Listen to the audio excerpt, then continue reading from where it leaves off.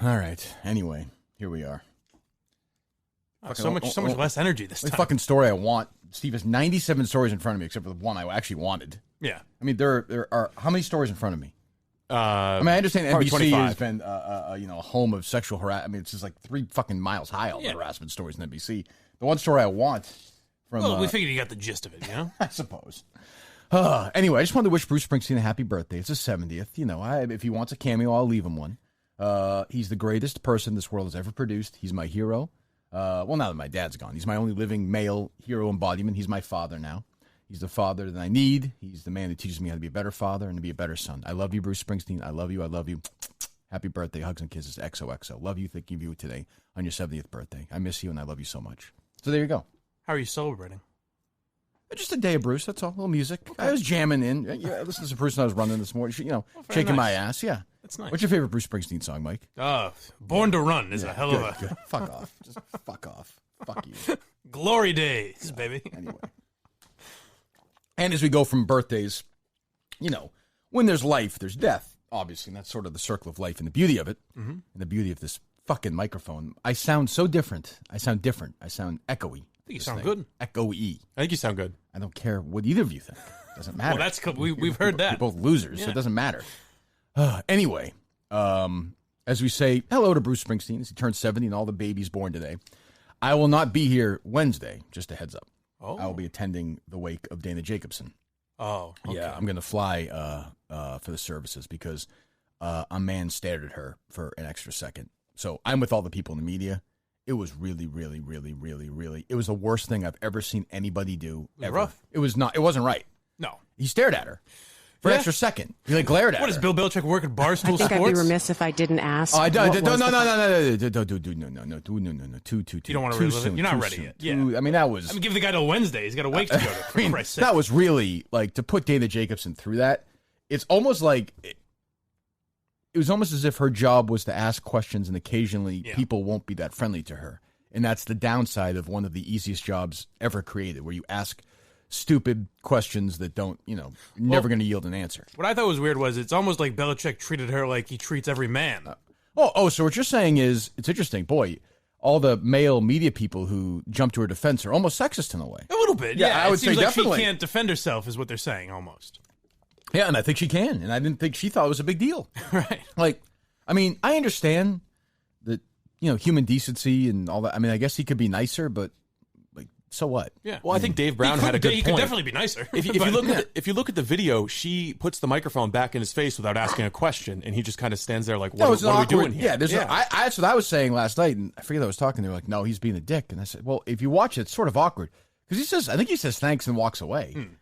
Clearly he wasn't being friendly, but he's never, he was being a dick, but it's almost like he was acting exactly how he's acted for 20 years. Right. I understand the weird part. I'm not of the crowd that's like, oh, that's epic. That whole, this is the coolest thing I've ever seen. I think it's really not. Who gives a shit moment either way. But it's also not this thing. All these media, there's no bigger group of pussies in the media. You see them all crying yesterday. Like, did you see all these tweets? Oh, yeah. Like, this is ridiculous. Like, Andrew Marchand and fucking Drellick and all these, what? Oh, they were in on it too? Oh, yeah. Does decency have its place in society anymore? I'm like, what do you want him to say in that situation anyway? Really? Let me think, Dana. Really good question. I'm not sure if that was it or if it was the report or the text message. It's a good question. Let me think about it. He fucking doesn't want to talk about that. And wouldn't it be a little pandering if Belichick only treated women like that? If he treated every man like an asshole, and then a woman asks him a question, he's like, well, let me get into that for you. Honey, let me give you this answer. Listen, sweetheart. But he didn't, I don't know. It was good for her to ask the question. Got to ask it. He didn't answer, and then we're done. I mean, it sort of is, and then there was this thing during I don't know. And I get it. People hate Belichick. I have no problem with that. But it's just this fucking thing where, what do you want? Yeah. I'm the hugger? And then when Popovich does it, everyone's like, oh, it's so awesome. Isn't he hilarious? Isn't he the greatest? You know why that is, well, too. Gee, no, tell me. I have no idea. I can't think of any reason. He's a big fucking liberal, and Belichick wrote a letter to Trump, and that's part of it, too. That is part of the whole thing. Right. And the Patriots cheat, and they win all the time, and all that bullshit. But Popovich is also now sort of wink-wink with this. Like, he's sort of like he's wacky. In on it, yeah, and that makes him kind of a pussy. I don't know.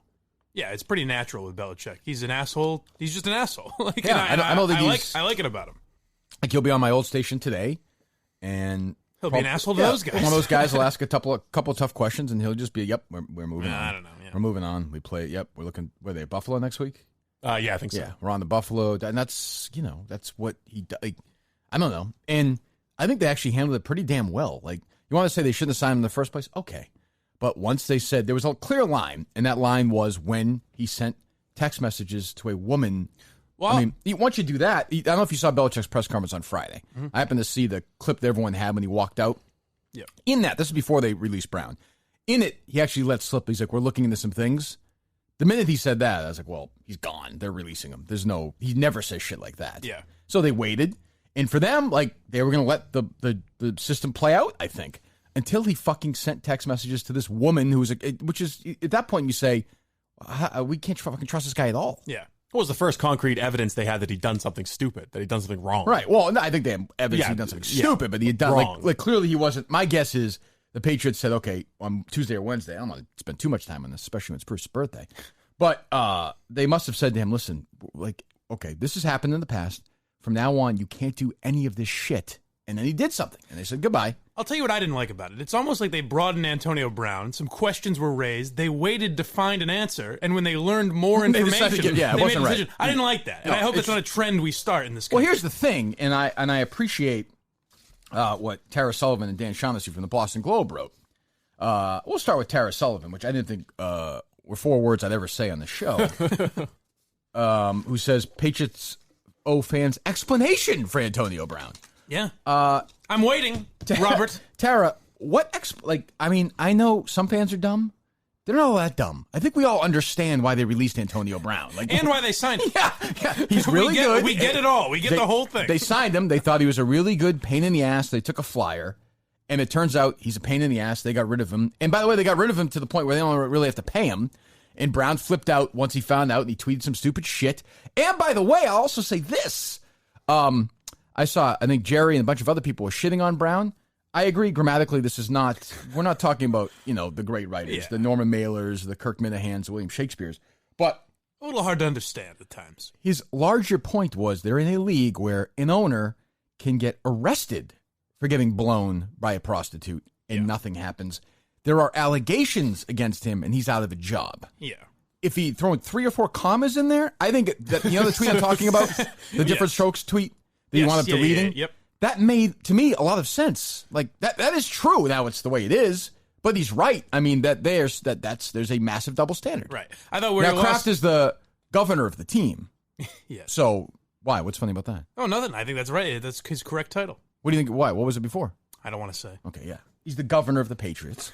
Jonathan Kraft's the lieutenant governor. Bill Belichick's the secretary. No, I don't know. Secretary is demeaning, right? Yes. Are they going to start changing that? Like, if Hillary Clinton were Secretary of State, would they change that today? Well, they didn't. No, I know, but I know that, Steve. But today, he's off to a big start. Joke's on you, pal. No, they wouldn't change it. Why would they change secretary? Because secretary is a demeaning title to women. Right. The office manager of state. Right. Even that, I don't know. Yeah. But, sorry, were we going to say about Brown? Where he lost me a little bit was where he's like, Ben Roethlisberger only got 4 games.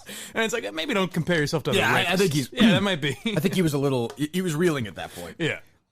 But I would say that Tara Sullivan, again, as I always ask, what would you like the Patriots to do about this? Like, I'm being serious. So, Steve, like, you're a Patriots fan, whatever. You're on the other side of this. You want an explanation. Well, yeah, I mean... What would you like Bill Belichick to do today? He just needs to come out and admit that he doesn't really think rape is a big deal. Okay, but I don't think he... Take a knee, gang. Gather around. I don't think he thinks that. Well, Tara clearly does. Well, that's what she wants. They need to pull back the curtain on the sinister motivations behind the Patriots signing Antonio Brown. Clearly, there's an evil plot. This one is going to leave a stain, she writes, which I don't... Do you think she was being purposely punny there or not? Oh, I don't think so. No? Okay. I'd be surprised. I doubt she's read the complaint against Antonio. Belichick did something, she writes, and I'm just saying before, Belichick did something that no general manager or coach should ever do. He got greedy. Oh. He stockpiled talent with a player he didn't necessarily need but wanted nonetheless. Do you honestly think the Patriots aren't favored to reach the AFC title game, even without Brown? This woman is paid to write about sports, and that's what she said. That's her take on it. Like, why get any better? What the fuck? You guys, you're good enough, Patriots. Make it fair for everyone else. Why does Brady have to play all 4 quarters of every game? Yeah, if the Dolphins signed Antonio Brown, we wouldn't even make a fuss about it. No big deal. Fucking moron. I mean, really? What the fuck? Wow. And to be clear, I would call a man that wrote that a moron as well. No, you wouldn't. That's not true. Contractually, I'm I mean, not allowed this is a sports writer. I know she sucks at this job, but still. In the early going Sunday, without all-purpose weapon James White, Brady completed passes to Bolden, Gordon, Edelman, Izzo, and Dorsett, ultimately scoring an opening touchdown run by Michelle. On the field, this much was true. Antonio Brown. Who is he? Like, that's her point? Yeah. They beat some shit team, and, they don't need Brown because they could be, that argument would be, they were in the AFC title game, 12 years ago before they added Moss and Welker. Like, why do that? Yeah. But that's not fair. You know what I think of as a young 28-year-old Steve Robinson looking up at Robert Kraft and saying, "Mister, why did you put us through this?" A child? Yeah. Young Steve? Just a young boy. It's amazing to me. In the end, it was Kraft who acted to separate his team from Brown. First of all, we don't even know that's true. How does she know that? But, I mean, I actually think on this one, Belichick, who is annoyed by perceived or actual distraction, was like, fuck this. Finally, fuck it. He wasn't going to go to war over it probably with Kraft, but he was, I don't know. And Shaughnessy, who all week long, this is my larger point, this is why apologies suck. It's why I didn't want to apologize. I got suspended for it. I hate fucking apologies. Mm-hmm. All week long, everyone, all these fucking finger waggers, and for once, they're wagging their fingers out instead of fucking wagging their fingers inside friggin' interns. Mm-hmm. They say, Shaughnessy says, Patriots get no points for releasing Antonio Brown. All week they said, you have to release him, They do it, and they say, fuck you for signing him in the first place. Right. Like, you literally can't. No, you can't do anything. Now, by the way, I don't think they did it to appease the Boston Globe, but, no. It's just unbelievable. If the Red Sox did it, it would be to appease the media. The Patriots do it because they think it's the right decision, right. And that's not good enough. No. It's not good enough for them to morally and for the team think it's the right decision. And then obviously, we've mentioned this before, the irony is so thick you could fucking die choking on it, is that, they shit on the Patriots for a Friday afternoon news dump on this. When they released their sexual harassment report Friday afternoon, 5:48 p.m., they did the same exact fucking thing. Mm-hmm. Tara Sullivan, they owe it. I wrote a tweet last night. Kevin Cullen never explained himself ever. You think the Boston Globe owes its readers an explanation? I would say far more than the Patriots. I mean, what Kevin Cullen did within the newspapers far more damaging than what Antonio Brown did to a football team. He's a reporter that made stuff up about the most important story in the history of the city. So now, because of Kevin Cullen and others like him, when you read the Boston Globe, you're not sure if what you're reading is true. Right. I'm going to watch the Patriots next Sunday. I'm pretty sure I know they're playing football. Yes. It'd be one thing. It's the equivalent, honestly, of gambling against the Patriots. Yeah. I'd say it's the closest you could get to a sport to what Cullen did. I know it's a far-reaching thing, but it would be like they were throwing games. Yeah. Or, points or whatever. I'm not a gambling expert, Mike. You are. Well, that's true. Did you? I'm on a hell of a roll. Did you sweep the table last night? 3-0 yesterday, baby. Parlay. Wow. How much money did you make? 250 clams. Jesus. Yeah. 250 fucking casinos? Mm-hmm. Unbelievable. Doesn't that mean that he gets a drop from you, though? Extra cabbage. What's that? Wasn't a drop from you on the line? I don't think so. No. Steve thinks you owe me a soundbite, but I thought we were on the same side of that one. I don't remember. I thought on Thursday you said you would give Mike. I'm happy to do effect. it. If that's the bet, I'm happy. We'll go back to the tape. We'll do some investigating. I pay my debts. We have till Thursday. We'll get to the NBC story here in a second. I thought it was good. They did a good job. Yeah, they did a pretty job. Yeah. And Shannon will join us at what time? Let me check my email. I'm sure she's gotten back to me by now. All these people have the sexual expert at the University of wherever. Do me a favor. Mm-hmm. The writer of the article, please don't say your last name. I plan not to. Okay, good. You notice how I've done that so far? So, Marie Harden, one of the professors who's quoted, one of the experts. Marie Harden! Oh! It's like they wanted us to do this. She's like, oh, Marie! Go ahead. She's like one of the third or fourth people who's just leaving the country as soon as I ask her to come talk to you. Very strange for that. Although, honestly, they're probably going to some fucking conference in, Switzerland or something on the fucking... How about was there one from Penn State? Oh, really? Oh, yeah. Well, I like that. That's what I want to hear from. That's the university I want to hear from first when it comes to... Although my man, John Ziegler, is fucking... He sent me a long message the other day. He wants me to have him on because he's got some new evidence for the Paterno stuff. Really? I guess Malcolm Gladwell, in his new book, talks to Ziegler and is becoming convinced that Sandusky's innocent. I'll tell you, if anyone's going to convince you, it's Ziegler. He's got a way about him. He does. He screams at you, and he wears you down until you're That's like, true. all right. Imagine that being your thing, though. That's a weird hill to die. He's going to die on. I think Sandusky's guilty, obviously. Yeah. But let's say you're convinced Sandusky's innocent. What's wrong with that? Something you should fight for, isn't it? That's always what I say. If you think he's innocent, I don't. But honestly, if you think he's innocent and he's robbing in jail, his reputation's ruined, you shouldn't fight. Why should you fight for somebody else and not him if he's innocent? That's Mike, I know you're a defender of his. Yes. About like Alex Jones and guys like that, where it's like, if they believe what they're saying, then what they're doing isn't wrong. Like, you make them out to be a monster for being a conspiracy theorist, but they believe that some awful thing is happening and they're trying to expose it. Right. You know what I mean? No, yeah. Like, even if you believe the Sandy Hook thing, I think you're a moron. But if you believe that that's what happened, then you shouldn't be exposing it. I guess, but I think that is... You shouldn't be going after the families the way people did. And also, I just think that's so removed from reality. Right. Like, I mean, it's not the hill you really want to die. Because there's a 1% chance that you're wrong. It's freaking... I don't know. But, so... But anyways. Anyway, what was I saying? Ziegler? Who knows, anyway. NBC? We're looking at these women who were quoted in the story, in the NBC story. Okay. We'll do that in a second. Can I...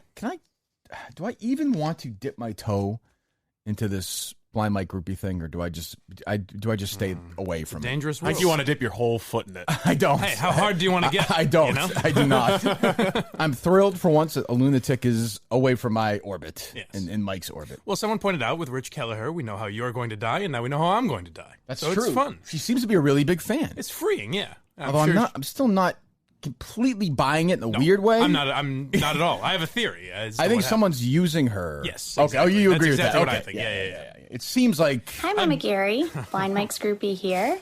Our little Mikey wanted me to shout out to you and see if you wanted to join us at Red 13 Studios tonight. Steve's cooking up some red snappers, and we're just going to hang out and let loose a little bit. Please don't forget the Roman swipes. We want to make sure our little Mikey can last.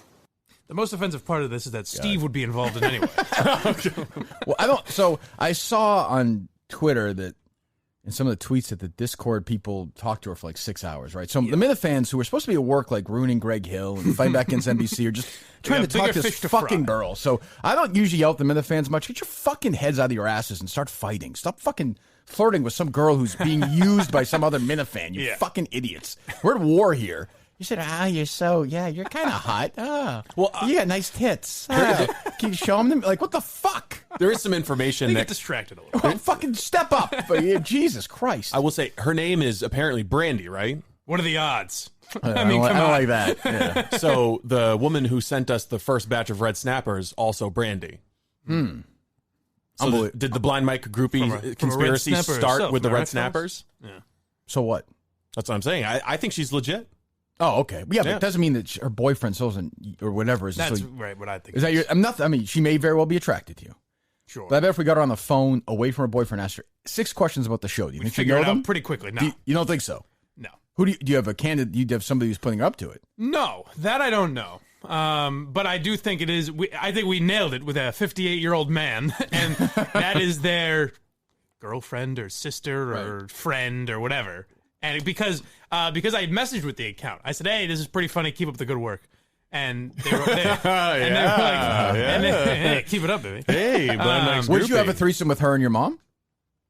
No. Okay. Well, okay. You wouldn't want. Yeah, I understand. You want to leave her out of it. Fuck my mother. So, anyways, I said, they said, I am a girl. Why won't you believe me? And I said, whenever that question is asked, I think you're in a weird. I said, video evidence would be pretty concrete proof. And so you slid up into her DMs and asked for a video. I said, hey, let's put your money where the mouth is. I guess. So to speak. Wow. Fucking pervert. And a nice and tidy 12 hours later, that video came out. So I suspect still there's some, Well, I will say that she seems to be awfully knowledgeable about the show. So maybe she's just a really big fan. Maybe she'll be at the live show. Seems to have a nice camo T-shirt where you can get it at KirkMinihaneShow.com. Oh, she does? In that picture, anyways. Okay, well, that's good. Yeah. All right. Mike's site not good enough to see that's Photoshopped. Yeah. Oh, was it clearly Photoshopped? I didn't see it. Clearly. Oh, really? It was a way to get the website in. KirkMinihaneShow.com. So it's a Photoshopped picture. Yeah. Okay, so that's the other thing that was like... So we got to figure out who this is. It's kind of fun. Do you want to get her on the show? Sure, Mike can talk to her, I guess. Great. Why not? At some point this week. Hello, are you real? Yeah. One second. All right. Yeah. Yeah. Okay. Yeah. Rich Mandarin.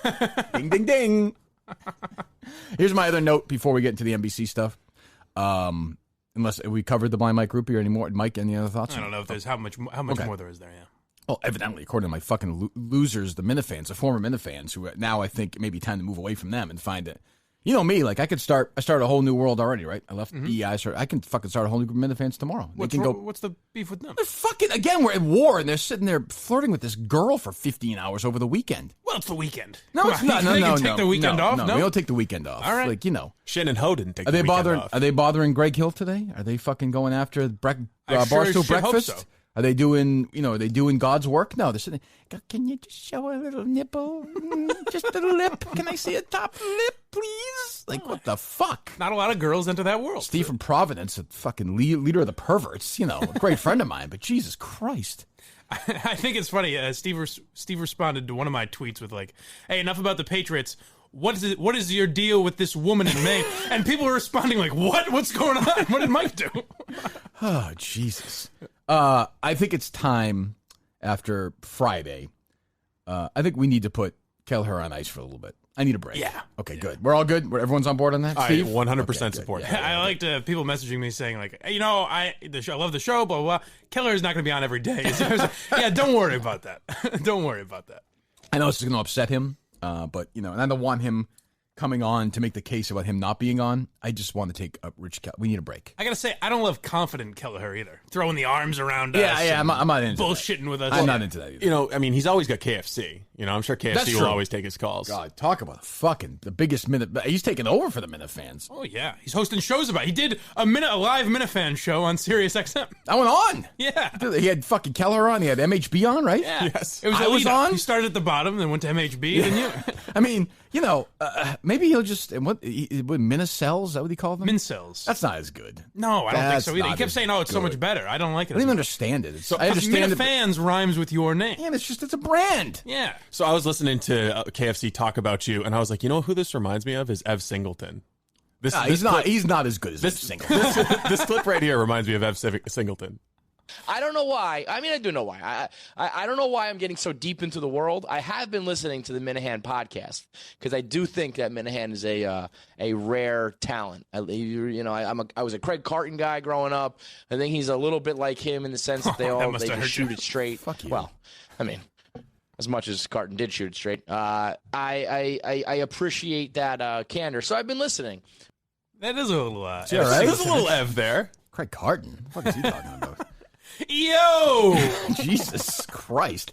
But then, he is in, man. He is in deep. Yeah. And like today at some point with Casey and Carabas, he's going to be like, do you think this by my groupie is, who do you think her partner in crime is? Is it Breadline Callahan? Is it R.A. Minihane? Who is it? That'll be great if he starts naming off like the real deep. Is it Ned Snark? Accounts. I mean, who's doing this? This is Casey. I'm going to stop you for this. This is classic Ned Snark.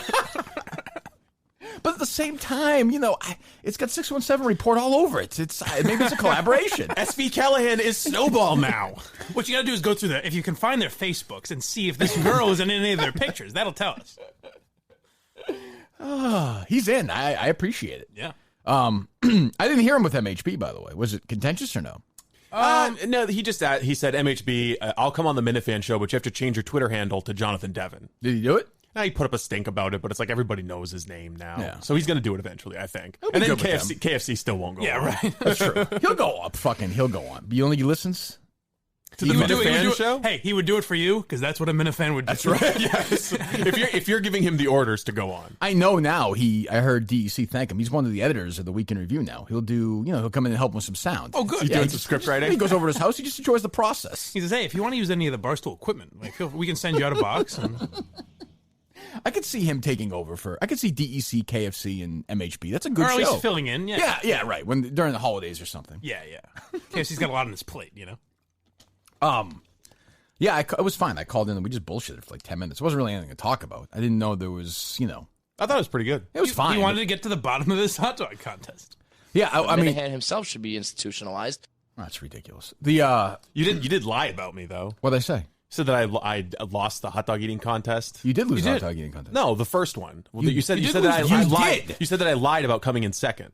Well, I think you did. I did not. I don't Okay. Yeah, Well, I mean, there's a 10-year. All the evidence supports what I. Okay. The eyewitness, What year was it? Harlan Ackerson. What year was it? It was 2008. But you don't know that. You said between 2008 and 2016. Just because I don't know the date doesn't mean it didn't happen. Okay, but where's the proof? Harlan Ackerson. Okay, but where's the tangible proof in my hands? Harlan Ackerson, eyewitness. Okay. What do you want? What do you think they get? I like more than one. Trophies? I like more than one. And more than one. Steve, nobody believes it. Harlan Ackerson does. Okay, I don't believe he exists. Harlan Ackerson could have, been created by the same one that created Blind Mike's Right. Group. I mean, I don't. Do you think he finished second after watching him the other day? No, fuck you, Blind Mike. I was thinking that yesterday. Sadly, I came in second again. Some skinny man just walked in here, wiped the floor with you ate Steve. like 4 hot dogs. There's no way you finished 5 second. hot dogs. No, I came up one bun 5. short. No, you didn't. I did too. Okay. You're rewriting history now. So you had 5. I had 5 hot dogs. But the and deal was 4 a hot dog buns. in the bun, correct? Yes. So you had 4. You completed 4. 4.5. You completed 4. 4.5. Okay, and that's not second place in any hot dog eating contest. And the saddest part was watching him after, with this supposed grand champion of hot dog eating. my tummy belly hurts. My belly hurts. I don't know if I can produce the show now. I don't know if I can press buttons because my stomach hurts. This pussy. He had 4 hot dogs. I've had 4 hot dogs before. It's not that big a deal. No. I mean, the method of it was gross, but still. Yeah. Someone puked in the cooler here. That was a nice touch. So you've so you've never won a hot dog eating contest? No. Okay, but we're going to Dexter this summer. This coming summer. You know that? Yes. Okay, good. Will you win then? You have to build up I think you have to build it up. I don't think he believes I think I'll have to train more. You know what? Let's do it again Friday. You guys in? All right, if we have to. Rich, come on. It's got to be the same 6. I will say the entire thing was worth it for that picture of you with Callahan in the hot dog suit. That was no acting right there, man. That was the last place on earth I wanted to be. The other thing is, I love that Kelleher has like a wacky sidekick now. Yeah. Like, Is he a wacky sidekick? Yeah, or you just tell him, Rich. Yeah, Rich, you tell him. You tell him the skinny. Yeah, sounds like just a douchebag. Like who in the Minihane world looks around and thinks, you know what, Rich Kelleher is going to be my Why does that ally. guy why does that guy like me? Why does he like? Why did he wear a Tom Brady jersey in? I don't know. Why do people like that listen to this show? I hate that. You know, that's a guy that'll take advantage of Kelleher the second he gets an opportunity to. I thought maybe Blind Mike's Groupie was Kelleher's sister. That's interesting. I don't know. It's an interesting possibility. Kelleher playing the string. I don't know. Pulling the strings. Who knows? 2 gingers. That'd be something. Be fucked up. Then we'd have to have Kelleher back on. no, we wouldn't. Yeah. So I didn't lied. How? You said that I lied about the hot dog eating contest in Dexter. Okay, but I think you did. But I didn't. Okay, is the thing. All right, fine. Okay. Open to interpretation. Where are you on this, Mike? I'm with you. Yeah. I mean, after watching that, Fuck you, Mike. That woeful performance, my God. Was there actually even a hot dog eating contest? Or you just go? Was there a guy next to you eating hot dogs? And you sat next to him. Had a contest in your own head. Steve was at a ball game. What did he call it the other day at the baseball game? The audience. He was out in the audience. Audience. Where'd you grow up? Audience. Dexter Van. That's what they call it there. Any reads here or no? Milton's. Are we going to Milton's this week? We're going to Milton's on Thursday to get our New York clothes. That's exciting. Okay. I'm looking forward to that. So we're in New York in 2 weeks from today. We'll be in New York, correct? Yes. Is that right? Really? Yep. I'm lying, out, Mike. Training out October 6th. I didn't know. I just didn't know the date yet. What? That Sunday? You guys already booked your travel? Well, Blind Mike's Ubering now. You are. Oh, good. Per Dave Portnoy's request. After throwing me under the bus here, you're fucking taking an Uber. Why did he throw you under the bus? He says I'm lying. I said you're lying. And he says he agrees. I mean, come on. What? I have Steve, give up the I have fight, some would amount you? of eyes left, you know? I mean, really. I saw somebody on the Blind Mike Groupie thing, somebody tweeted, that's the last thing you're ever going to see. The next guy commented, actually, it's the first thing he's ever going to see. Usually think of Milton's for men's suits, but Dana Katz and his team have the latest fall clothes, the expertise and impeccable sense of style to keep looking sharp and professional no matter what you wear to work. Milton's carries all the latest jeans and khakis, every type of shirt, hoodie, and jacket you can imagine, all by today's most popular brands like Ben Sherman, Levi's, Ted Baker, Johnny O, Vineyard Vine. So, I'm not looking to be super. I'm not wearing suits at this place, and I'm not in the. No, I thought I was going to get a suit. Yeah, get a suit. That was That's my impression. I like doing podcasts in suits. I feel like you're not as funny. I'll feel warm, but I want to look very business casual. Is that the word or no? Okay. Term. So I'm gonna go, but I'm gonna look great. You're thinking like yacht rock. Point is, I'm not. I don't know what you're talking about. I know what you're talking about. It's completely wrong. But we can go all different directions. So Mike and you can wear suits and look fantastic, and I can go a little more casual and look fantastic. That's what you can get like at your Milton's. entourage, yeah. Correct. So go to Milton's if you're a Mina fan. If you're not too busy fucking, flirting with a pretend groupie with some guy next to her laughing at you. It's a real woman. Yeah, go to Milton's. Are you real? Are you real? Are you real? Are you real? That's fucking Mike sending you these messages. South Shore Plaza, Braintree, and Chestnut Hill Square, Chestnut Hill, Miltons.com, the store for men. We're going to be there on Thursday. And go to Milton's this week, would you, please? Spend a little bit of cash there and say you're there because of the Kirk Minihane show. Do that. Help us out, and we love Milton's The Store for Men. We'll be there this week. All right, let's get into this, shall we? Please. So this is, first of all, it's weird on like 50 different levels. Seemingly out of nowhere. Saturday afternoon. Yeah. And we'll just go through the whole thing. They just got bored, I guess. And I do think there's something to the idea of sort of the Shirley methodology of, let's just write about Barstool. They'll fucking tweet about it. Oh, I was being serious. I think they got bored, and it's like, well, there's nothing interesting going on, so let's write about that. And Portnoy and Erica and Big Cat and Minihane, all of them, everyone, I bet you got more impressions than anything. First of all, who the fuck knew NBC News still had a website? Right. Did you even know that? Who knew who Shannon Ho was? I think she had like 800 followers on Twitter. And she'll never write anything. It's like Shirley. If you said the 5 most read things Shirley's ever written, they're all stuff that we promote. That you've tweeted out, Well, that's where I get into it is like, maybe the only way this stops is if we stop responding to it. Because they're doing it so that Portnoy fires back or whatever, and then all the stoolies click on it. I feel like you got to respond. I feel like you have to. Yeah. I'm my ass swing at I understand that, but I can't do it. Yeah. So we'll just go through the story, and then we'll talk about the company. This is the National Broadcasting Company. Shannon Ho is her name, which I almost it is. Real funny. Is that real funny? That's her name. Of course you would say that, you man. Is that her pen name to get people in trouble? Yeah, maybe. When the news broke September 10 that a lawsuit had been filed against NFL star receiver Antonio Brown accusing him of rape, Barstool Sports, like many other websites, published an article about it. But there was a comment in that article that told the real story. So, first of all, she doesn't even link to the Barstool story about it. She links to the NBC News story about it. So right away, if you're trying to bring down Barstool, link to the actual fucking story. Right. Or at least a screenshot of the comment section that triggered this entire thing. That's what you would do if you were trying to present facts. Oh, yes, a reasonable argument. So, she bases this entire story on this next sentence, really. And K. Marco did a pretty good job. He did. Yeah. Some things I wasn't. Megyn Kelly, I don't really understand that as part of the headline. Well, because they said Barstool's conservative. I know, but Megyn Kelly's conservative. I guess, but I think I don't know. I think she was there for all of 6 months. Put it this way, you're talking about the toxic masculinity. You can do much better than her. Yes. Much better. But he did a good job. Yeah. He's an asshole, but he did a good job. But he won't break up my family, me and my daughter. He's not going to do it. No. Me and Ellie are not. No. Oh, okay. You heard Ellie on one of these podcasts. You hear this? Do we have this, Steve? Was it talking about you? That's my boy. Hello. The fuck was that? What's happening? Where the fuck am I? Mike, you're here with By Mike's groupie. Hello? How did you find me? What the fuck was that hello? That's Steve's own personal, serial killer message board that he has or something? Do you have the sound or no? We like each other a lot. Is it just in... Or do you want the full thing? Yeah, why not? Ellie, I loved what you were talking about. Hold on. I love that Steve's like, yeah, you want the whole 8-second quote, or do you want me to just sort of give you 8 1-second quotes? Yeah, how about the whole thing? What do you think, Mike? I'll hear the whole thing. How about a bunch of things in order? Give us some context. How about some words in order? Just for the fuck of it. Ellie, I loved what you were talking about on the Kirk show yesterday. Who's this guy, by the way? I have no idea. I think he's Australian, right? Is the Australian? Oh, maybe the it's the Australian, yeah. I will say this. If we get 100 Australian Minifans to go to a live show. We'll do a live show down there? We're flying there. All right. Okay. We are flying to Australia to do a live Minifan show. Like it wouldn't... What? All right. You think it's a good financial move? No, not quite. Unless tickets are $500 a piece. Daddy will handle the airfare. All right. I'm paying for the airfare. If we can get 100 Australian Minifans, you're going to pay for the airfare. Yes. Okay. Right. Yes. And the lodging. Okay. There you go. Deal. Okay. 200. Go ahead. Ellie, I loved what you were talking about on the Kirk show yesterday, mate. You were amazing. Oh, thank you so much. Thanks, mate. No problem. Ellie went on Kurt Minihane show yesterday. You did? I did. How was that? That's my boy. That's your guy. We like each other a lot. That's good. Really? Mm-hmm. Wow. He adopted me. Oh. Yeah.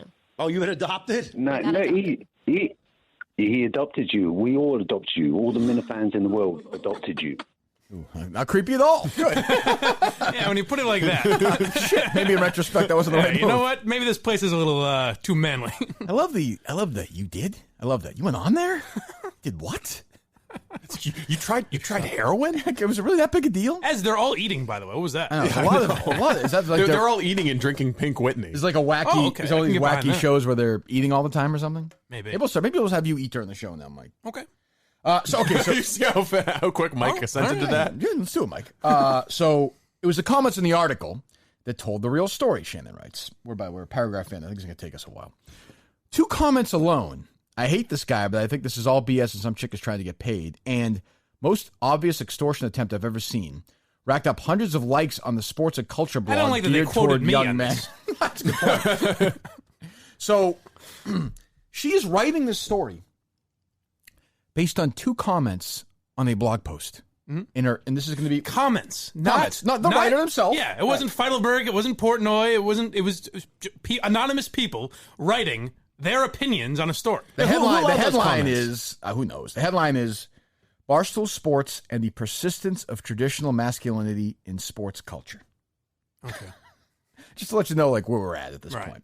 A majority of the replies to the article on Twitter elicited jokes about rape or crude comments and captured a perspective popular with Barstool Sports readers. I'm going to guess. I'd like to see the article tweeted out. You're telling me that a majority, that's over 50%, correct? Mm-hmm. Were comments joking about rape? Yeah. Do you think that's true? Oh, just all of them. Do you think if there was 146 comments that half of them were about rape? Yeah, 78 of them. Do we link to that? Yeah. No link to it here. No. And captured a perspective popular with Barstool Sports readers? So, again, no proof at all. Once again, we're in a world where someone is telling us that joking about rape is a perspective popular with Barstool Sports readers. That's all we do. What the fuck does that even mean? It means this is basically just a rape joke website masquerading as a sports site. That's the other thing. The thing I couldn't get over is that throughout the article, she says they're moving away from sports. Listen to Barstool Radio today. They're not even talking about this article. Guaranteed, they're talking we'll football talk about it all day. Pardon my take, talking about football. KFC Radio will probably talk a little football tomorrow. All of Barstool Radio is football. The rundown will be football. Go fuck yourself. Yeah, I mean, Dave will spend 5 minutes on this or whatever. We're going to spend the most time on this. Yes.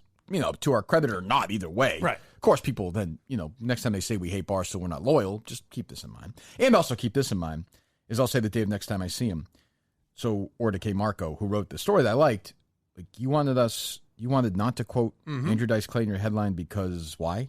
They're going to do it no matter what. They're going to come after you anyway, no matter what.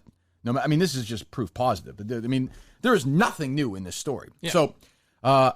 So then she writes, that was a direct and deliberate contrast to the ascendance of political correctness, which, by the way, she is celebrating the ascendance of we should all just assume that that's a wonderful thing. Yeah. The current Congress is the most diverse in U.S. history, and American women have won more attention for sexual harassment issues in the years following the birth of the Me Too movement. But Barstool Sports has found a base hungry for its politically incorrect content, all the while creating a steady stream of controversy. Then she gets into stuff with Dave and fucking unionization, she's serious about this. He was threatening his employees. Right. She doesn't mention that it was on Twitter, I don't think. No. Right? Not only is it, she goes right to, I would say here, you go to somebody relevant, whether it's a really relevant Barstool hater, or somebody at Barstool who can make the case, or whatever, or a quote that's shocking or something. Quote, not only has it been a parallel, I think a conservative reactionary response to women increasing prominence and equality is institutionalized by a place like Barstool Sports, says Soyaya Chemley, a women's rights activist and the author of Rage Becomes Her, The Power of Women's Anger. Oh. I don't have any sense that, quote, hashtag MeToo, or even Trump's election was ever going to make a dent in that culture. Do you think that Ms. or they or whatever, Chemley? What do you think, Steve? Yeah, she actually, Shannon spelled her name wrong in the story. That's good. So it was well it's supposed to be Raya or something like that. Okay. There's an R in there. Chamali, I guess? Shannon didn't spell it right. Miss Chamali, do you think she has ever spent any time in her life listening to a podcast or reading a story on Barstool Sports? Nope. Ever, not a fucking millisecond. So that's the thing, too, is I don't know if it was that woman or someone else, but the first quote is an expert in digital media or whatever. Right. And can I just say that an expert in digital media, who I've never heard of, certainly has not done anything close to what Barstool Sports has done in digital media. So go fuck yourself, expert in digital media. It started, as they say in the story, it started as a fucking newspaper that Portnoy was throwing to people on the subway. Right. And it evolved into a massive website. So I would say if you want to talk to an expert in digital media, how about get a quote from Dave Portnoy in this story, which they didn't do. Well, they do. He sends an email. Okay. But I love that she's like, let me reach out to Soraya Chamale or whatever, to talk about Soraya, to talk about Barstool Sports. So here we go. This is sort of the meat of it.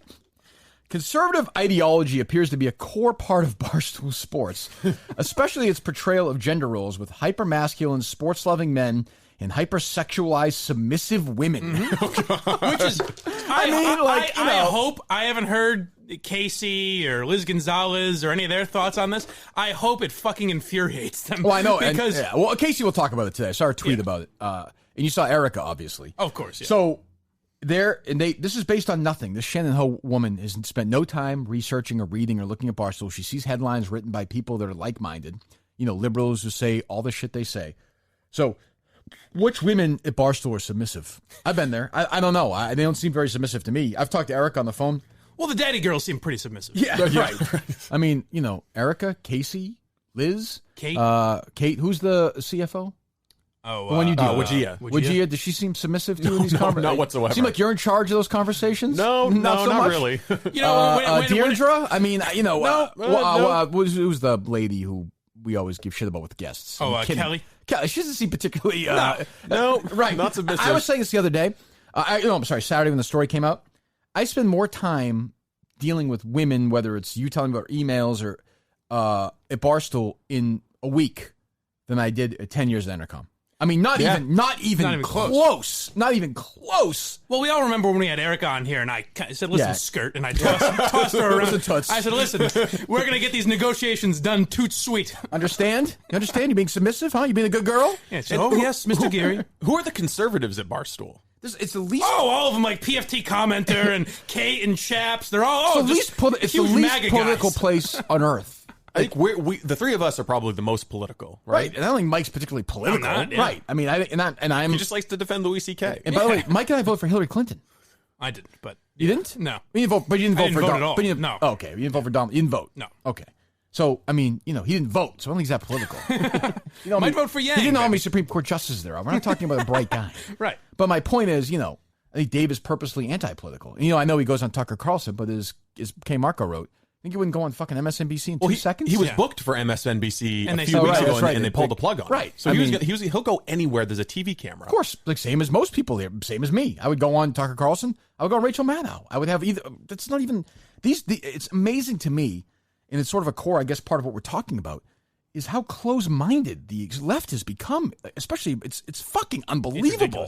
I don't even get it. We say it every time. This is why Trump is going to win again. No question. Because now you've marginalized an entire group of people, not only the people that work at Barstool, but all the stoolies that are probably pretty liberal. A lot of them are college kids, or a lot of them are women, despite they don't want you to believe that.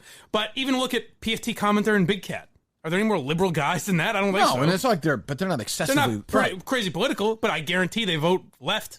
And hypersexualized submissive women. I have to say, it was uncomfortable when I walked into New York that day, and Casey was like, I was like, relax. Like, this is a professional place. Whistling at you. And, well, let's be like, it was aggressive. Yeah. And I'm like, ladies, like, let's call daddy girls. Like, there's a place for this, but I'm trying to do my podcast. Like, so they just moved on to the next guy, and they submitted because that's how it works there. They're hypersexualized, submissive. I'm just quoting it. Hypersexualized, submissive women. Yeah. I thought. So how many of them did she talk to for the story? That's a really good question. Well, she definitely talked to Rhea and Fran, right? The chicks in the office. She did. She talked to Kate. Both the daddy girls? Talked to daddy girls. Talked to Casey. She talked to Erica. She talked to Deirdre. She talked to Liz Gonzalez. Okay. She talked to, is it Daniela? Is that the sales girl? The saleswoman, rather? Lady? She talked to Ellie Schnitt.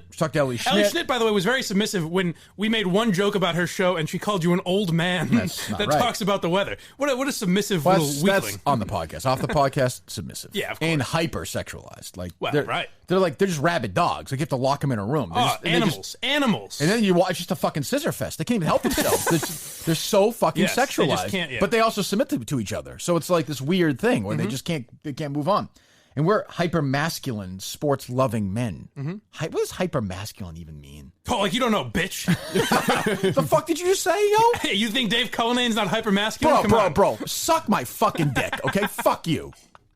Like, what is that? Suck a dick. Yeah. That might be some You know what? They're making a good point. Like, it's just so dumb. So no, she doesn't talk to Liz or Ellie or the Daddy Girls or Erica or Casey or any of them. They would just argue. They would say, no, that's not true, but we don't need to hear they're submissive. They don't know anyway. She spoke to a woman. She spoke to Marie Harden. Oh, good. The dean of Penn State's College of Communications. A place where sexuality's never been an issue. Yeah. She's literally probably talking like the floor above where the kids were being raped in the shower while she's on the phone with this Shannon Ho. Yeah, it's a nice poetic justice. Do you think Marie Harden, again, I'm just going to guess, is probably not a hardcore Stooley follower? I think she reads all the time. You do? Oh, you think she's into it? Yeah. In many ways, Barstool has resisted some of the more progressive discourse around sports. And I think there's a niche for that, she said. There's a market there, and they're able to capture that. Yeah. Resisted some of the more progressive discourse around sports. I'm going to keep in mind, the most successful female podcast on planet Earth is on Barstool Sports. Hey, what do they talk about? They just talk about sports. Yeah, they break down the progressive. Or they say, hey, like let men do whatever they want to. Right. Casey Smith was at a place called NBC Boston, NBC, and did nothing. Oh, did they treat her just like some pretty blonde that was supposed to read a teleprompter? Not at all. No, why would they? They wouldn't do that. And then she went to Barstool Sports, and guess what happened? She became a much bigger star because she got to be... And a huge personality. She got to be herself. Yep. That's so weird how that works. That doesn't make any sense So to me. NBC was almost keeping her down in a way. But almost like they were treating her like they would treat every pretty blonde almost woman. like she was the token woman on that show, but yet she goes almost to Barstool like she was just eye candy there. from NBC, and you realize, oh, she's really smart and funny. And yes, by the way, she's attractive, and that is part of it. But she's also really good. Has a personality. At her job. Like, really good. So that's weird, and she's become a huge star. Like, you think if she was a drip, she'd be a star? No. So, like, she's not reading. She has to fucking sing for her supper. You know what I think is weird is that, like, Barstool would hold women down to the point where two girls who were, like, office managers or interns now have a huge podcast and a radio show every day. Yeah, it's weird. Because they're women. That's because they have to. They must have just submitted to get that radio show. Well, they're so sexualized. That show is it's all sex. Right. It's unbelievable. The company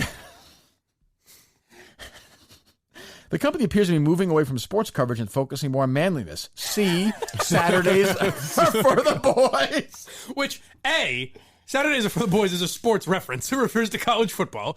But B... You don't think Feidelberg had this massive... You don't think Feidelberg dope? The man behind this phrase got $0 out of it. Not only that, He's a fucking moron. He's a moron. And do you think he sat there and said, you know what? I think this tagline is going to get us moving away from sports coverage and focusing more on manliness. It was at their quarterly meeting where Portnoy was like, guys, we need to focus on manliness here. Feidelberg didn't even think of how he could make money off of it. No. I don't think he was thinking that deep into it. See, Saturdays are for the boys. A tweet from one of its contributors that went viral and became the company's catchphrase to describe drunken debauchery. So two comments and a tweet are what she hinges the entire story on. When I see that tweet, I'm thinking, just drunken debauchery. Let it rip. Meanwhile, it's at every you can't fucking move your head to the sporting event. I saw the Patriots game yesterday. Sundays are for the boys. Every college event there is. Yeah. I mean, there are a bunch of college guys and girls drunk, like who have shirts with that. Yes, but is it also? Do you think it's a purposeful way to move themselves from sports coverage and focus on manliness? Yes. Well, I have noticed Barstool Sports, they never talk about sports anymore. It's so weird. Like, I'll certainly on Saturdays, they have no... Like, today, I'm going to throw on, when I get out of here, I'm going to throw on the Yak with Dan Katz, and it's NFL. So weird. No, right. They're not going to talk... I'm like, guys, we get back to football? Stop talking about masculinity. Guys, enough politics. Cut the shit. Yeah, enough. Like, we get it. All right, fine. Like, it's not working out for Mayor Pete in Iowa. Get back to the gridiron. Come on. I don't want the Des Moines Register poll. Stop talking about that. Let's move on to other stuff. So they speak to another woman, Mike, I think.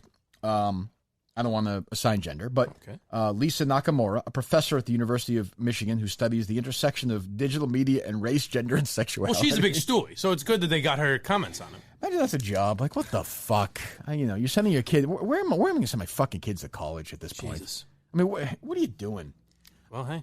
I think she thinks she's got big. Did we reach out to her? We did. No response? No response. That's weird. I think Barstool is a nostalgic callback to the idea that the more offensive you are, the more free you're being, and it's also kind of a cultural preservation project for bros. Yeah. Yeah. That's true. A cultural preservation project. All right. It's weird. All my female friends who are impressed that, like, they go, oh, I love Barstool. You work at Barstool? Oh, my God. They must be lying, I guess. They must never read. They must never read the site. They don't like anyone here. They're just submissive. They're just fucking I guess, submissive. yeah. Maybe I probably intimidate them. Ruthie, the reason... I'm like, yeah, I work for fucking Barstool. You hear that? Strikes a chord with its primary target, Nakamura says, young white men, because it casts them as the persecuted ones of mainstream politically correct culture. Sounds like they're writing about us, by the way, not the fucking rest of Barstool. I will say, when I read the quotes talking about Antonio Brown, I was like, well, Mikey's time to shine. I envisioned myself on CNN. And how funny would it be if you were quoted specifically? Just about you. Men who feel disadvantaged by the world around them see the platform as a safe... This is not a quote, by the way. This is Shannon writing. Mm-hmm. Men who feel disadvantaged by the world around them see the platform as a safe space where freedom of speech means voicing unpopular and sometimes offensive opinions without consequence. What's wrong with that? Well, first of all, congratulations. Isn't that awesome? What's wrong with that? Well, not in her mind. That's not great.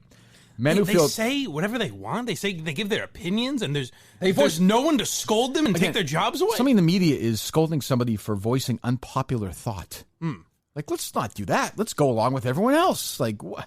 And first of all, you think the majority of stories think that? They like the shows. They like the personalities. They have a good time. I've been to these things. You go to the fucking Super Bowl, they're just fucking having fun. Right. They're like, wow, this is an escape from the evils of the world. They don't, you think they fucking care what Riggs or Portnoy thinks about politics? They don't care about politics themselves. No. Jesus Christ. Well, it's weird. It's weird when they have like parties or whatever, and girls are there. I'm like, "Ma'am, are you having an all right time?" And you okay? Like, well, I'm just here. I'm just here. I don't want to get hurt. I don't want anyone to bother me. I'm just here. So Portnoy responds sends an email. We will not bow down to the winds of PC culture, whichever way they may blow. Portnoy said, not grandiose at all. I guess I tried to talk to her on the phone, but the phone was so bad. That If that makes us perceived as counterculture, then so be it. I'd say we represent the silent majority. There is a line that can't be crossed. Anything that is said or written from a place of hate will never be acceptable behavior at Barstool. I'm not sure I like that, but okay. And then they get into sort of popularity of the place. And Portnoy was quoted as saying,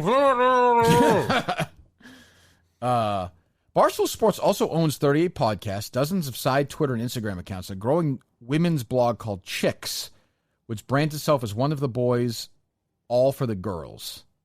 I don't even know. Okay, but she doesn't even mention any of the podcasts or anything. She doesn't mention How about Erica. Call Her Daddy, which the title of it is kind of like striking back at masculine behavior.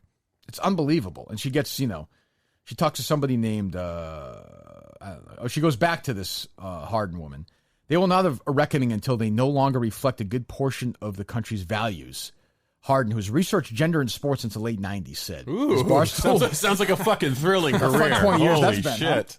Huh? Like, what is that even? What the fuck are you Two decades of valuable work. Thank you, courtesy of the United States taxpayer. And she'll never not have a job. Oh, she will never be fired. She will be making six figures forever. Is Barstool a reflection of our values, or is it reinforcing our values? It reflects and reinforces.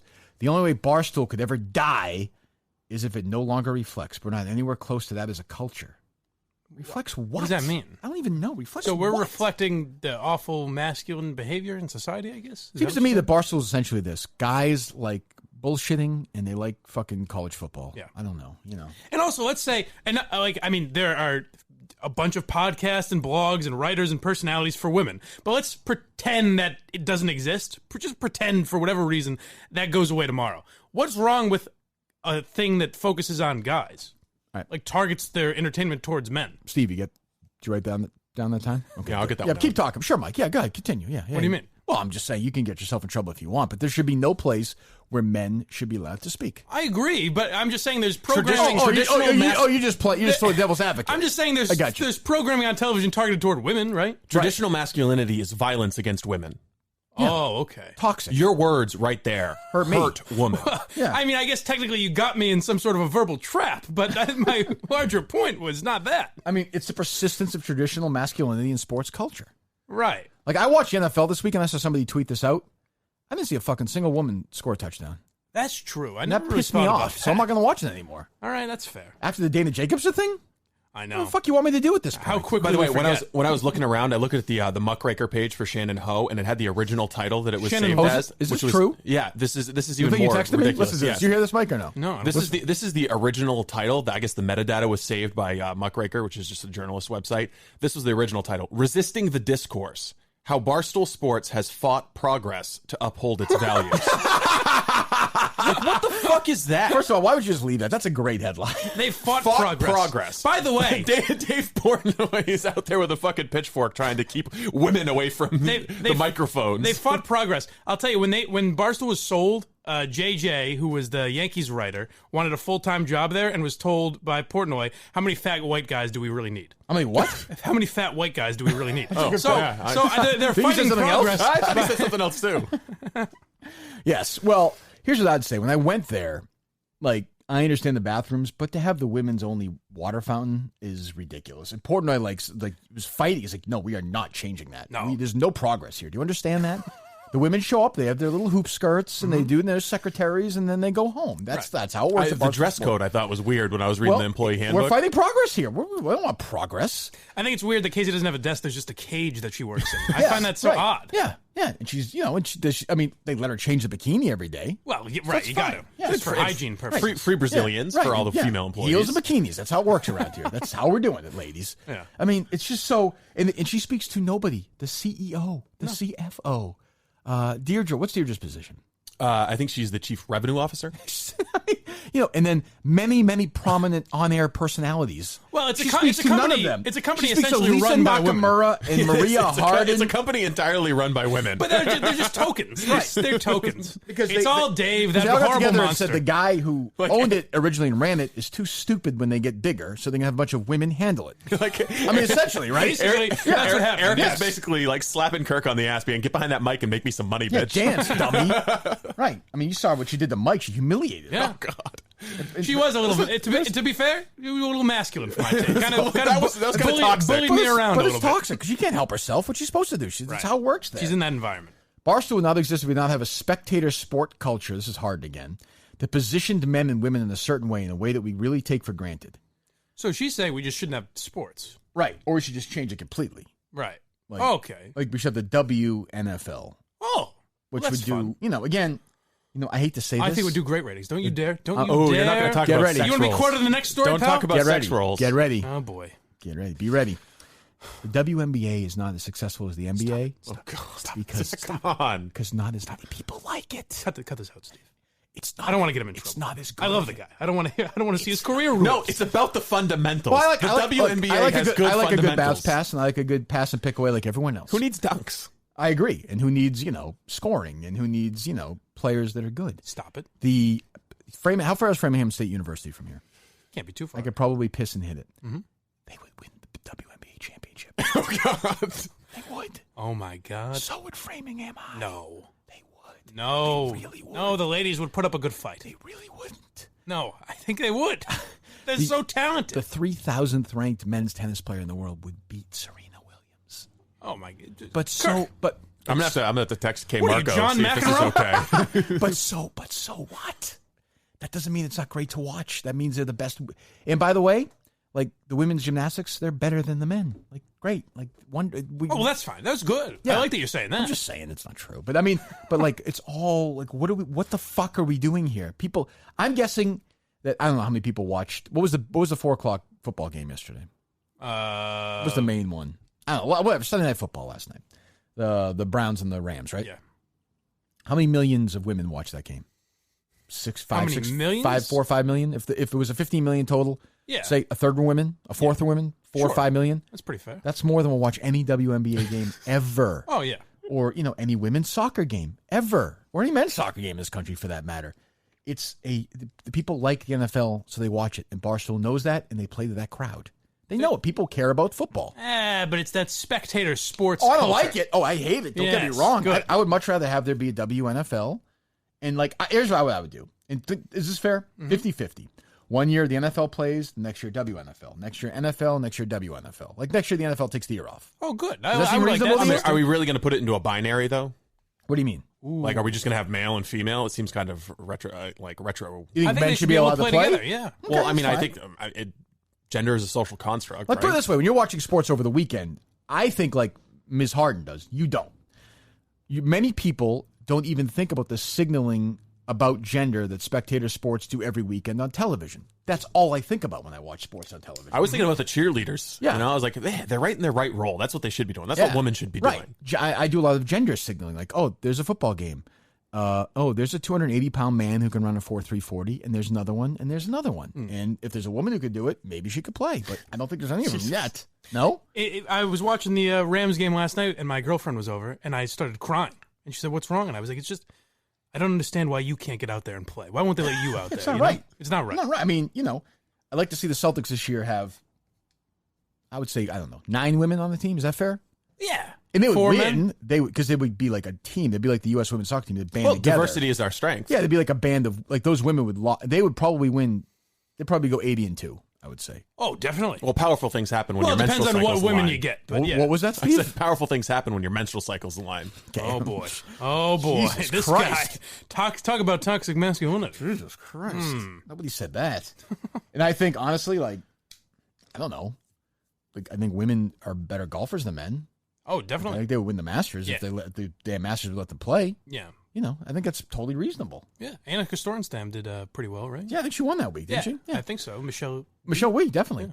Those are cultures we aren't thinking about enough as a culture. Those are things, we aren't thinking about enough as a culture. And Barstool would not exist without that. Without what? Without not gender signaling? Yeah. If gender didn't exist, Barstool wouldn't exist. I think. That's a sweet take. Okay. All right. That's great. Yeah. 25 years in academia and she's reached that point? I think a lot of things would exist if gender didn't exist. Well, I'm trying to think. It might be difficult to conceive. Sex? Yeah, I think it would be tough to have kids. But this is the worst, maybe the worst article I've ever seen. She gives no other side at all in the Portnoy's email. She doesn't mention anybody at Barstool who's a woman. It's all about this weird hyper. What's her point? And Rhea pointed it out when HBO did their hit piece on it, where Rhea's like, "I talked to you guys for an hour. Where's my scene in the this news?" That's true. I mean, maybe they did. Maybe she did talk to these people, and Rhea. They just didn't like it. Yeah, and they just didn't. She gave them quotes that she didn't want to use. Right. That's definitely possible. Yeah. So she wrote this for NBCNews.com, a culture of toxic masculinity. She wants to change the Barstool. I don't even know where to start with NBC. Well, do you want to go chronologically in the order of the allegations? The biggest star in the history of NBC before Jerry Seinfeld. So I think it's probably the biggest star. Well, or maybe the biggest, including Jerry Seinfeld. Maybe. I might want to say Johnny Carson, too. Okay. But if you want to say your NBC Mount Rushmore, yep. There is in no way on God's green earth that you could not put Bill Cosby on that. He was there's no way to understand what a phenomenon the Cosby Show was in the 80s. It was the biggest show on television. America's dad. Yeah, it was the first show, I think, ever to be number one show in the ratings for like 5 or 6 straight years. It was the biggest show in the history of television at that time. At the time, also, everybody knew Cosby was a creep. And if you told people at NBC that, they would be like, keep it fucking quiet. Keep the fucking mouth shut. This is the most prolific, one of the handful of most prolific rapists in the history of the country. Was at NBC for years. Mm-hmm. And not just there, treated, like you said, America's dad. Yeah. So they were going to bring him back right before the allegations. There was another show. They were going to bring back with Mike O'Malley, and guess who's going to be producing that show? Mr. Tom Warner. Tommy Warner, who is one of the owners of the Boston Red Sox. The Boston Red Sox, who made his money off of Bill Cosby and was going to do it again, and that was after the settlement he made with Andrea Constand. Which Warner, let's be honest, I am happy for Tom Warner to come on and try and answer questions. I'm happy to say I think Tom Warner knew a fucking shitload about Bill Cosby. If I'm wrong, call in, we can argue about it. Well, it's funny. It seems like people who just make allegations like this, like Tom Warner will fit into this category of people that just don't have any interest in answering our questions because they don't have a point to make. Correct. They don't have a real point to make. Of course. And by the way, Warner last year, and I knew Roseanne was nuts too. Tried her out there to make money. Like he knows all this shit. So, we know all about Cosby and the drugging and the decades it's going on and NBC and all that shit. So Bill Cosby and I don't think NBC's ever apologized for that. And I've told this story before. I had a friend of mine who was an intern at The Tonight Show in the 90s. Mm-hmm. In the 90s, the late 90s. And I remember him telling me 20 years ago, when Bill Cosby was on, they would be like, you got to fucking hide the women, like the female interns around there. Yeah. I can't believe he didn't work for the Globe, Cosby. Because they knew even then that Cosby was a fucking pig. A pig. So, Well, I'm sure NBC did a lot to try and curtail fight back that? against that. Yeah. Yeah, sure. I mean, I bet you NBC made $1 billion off the Cosby Show. I mean, I'm not even, you know, it was the 80s, so I don't know, whatever, 500 million. Yeah, but then once they could sell DVDs later and things like they that. sold so the syndication and all that stuff. I mean, it's on the syndication now. I know you're not happy about that, Mike, but you know. It's on some place. Did you ever read Cosby's deposition from the Constant case, the settlement? Where he just comes out and says, in a sworn under oath, he comes out and admits, yeah, I mean, I was drugging women. I drugged her. Right. It's like she shows up at his house, and 15 minutes later, he hands her some pills. Huggy buggy. No, what he says. God, it's the creepiest. He says Cosby urged her to take the pills, saying to her, "These will make you feel good. The blue things will take the edge off. Yes, put them down. Put them down. Put them in your mouth."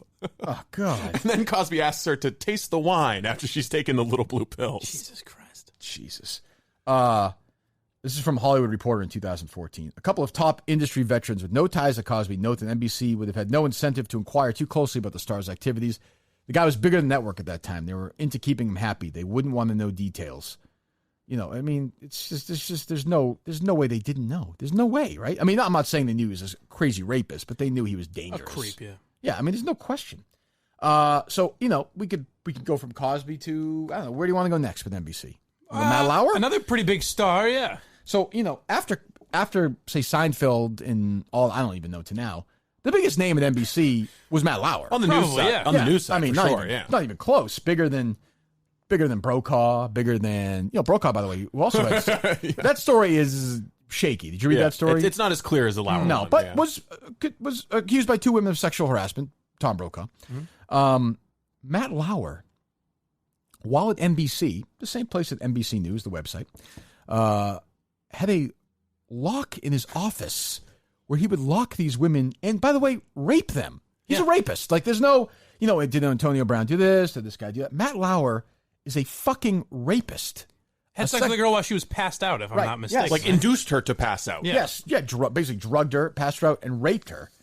And, you know, and again, what did NBC know for years? I don't know. I mean, there's an expose saying that Matt Lauer's sexual conduct was ignored by NBC. But also, whether or not you want to say NBC ignored it, you can't say that there are all these prolific rapists there, and it's not part of the culture at NBC. You know, it's part of the toxic masculinity. You know, I think it might contribute to the culture, whether or not the head of the company is acknowledging it or not. A senior NBC source told Esquire, this is from August of 2016, several staffers confronted Lauer weeks before he was fired because news organizations were looking into his behavior. So, of course, it's not out of any moral, you know, fiber or anything. No, they just found out people, oh shit, they're starting to dig on. Exactly. They perverted Matt. They sat Lauer down and were like, all right, can you think of anything that we might want to get ahead of? Right. Is there anything you could think of that even you don't consider to be harassment might fall in this category? And every one of those times you said there's nothing.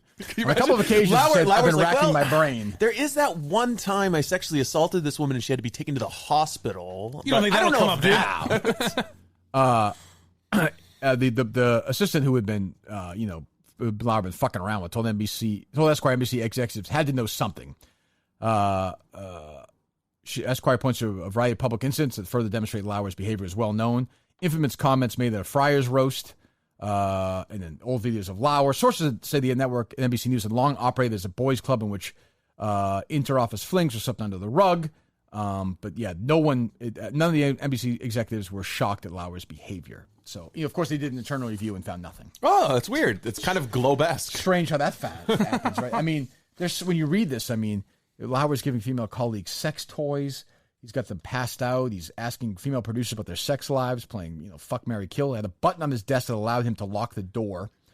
And then obviously the one where he raped this fucking woman. I mean, just the worst fucking people on earth.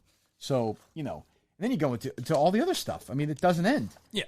And by the way, you know, keep in mind, the real reason, like, that the Shannon Ho writes this story is they're angry because Donald Trump's president. Oh, well, sure. And if you really want to blame any network at all for Donald Trump being president, Donald Trump until like 2000 was sort of this New York national figure, blustery, but nobody really knew anything about him. He was a tabloid guy.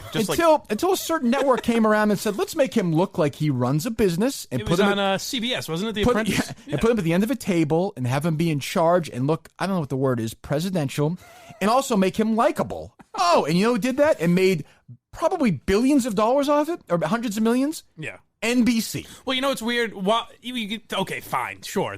He did The Apprentice, but then he was running for president and everything changed. But you know what 2 shows he did while he was running for president? I don't remember which. Saturday Night Live and The Tonight Show. Oh, that's right. And also, Morning Joe was giving him blowjobs all through the Republican primary. And is that the one where Jimmy Fallon asked him those really tough questions? He tousled his hair. Oh, that's what it was. He held his feet to the fire. So NBC, if you like Trump, thank them. They're responsible. If you hate Trump, blame them because they're responsible. And by the way, did they before they hired Trump, did they investigate his past and look at some of these sexual harassment accusations? Well, maybe they did and just didn't care. They had Tito Ortiz on, the Celebrity Apprentice, who Jenna Jameson claimed beat him up. They had Dennis Rodman on, who has settled domestic violence cases in the past. 2 of them. No. They had Dennis Rodman on twice. Oh, right, twice. Yeah. But I think he's had 2 of them also. Is that if we're doing toxic masculinity here?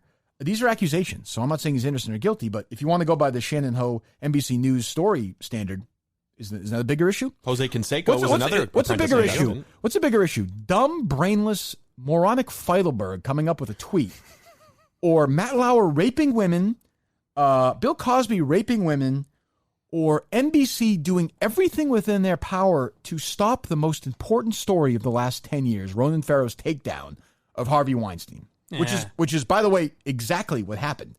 NBC threatened to smear Farrow if he pressed Harvey Weinstein's expose. NBC essentially said to him, "Stop doing this. We don't want." And that's they weren't going to publish it. That's why it was in the New Yorker. Yes, that's why the New Yorker did it.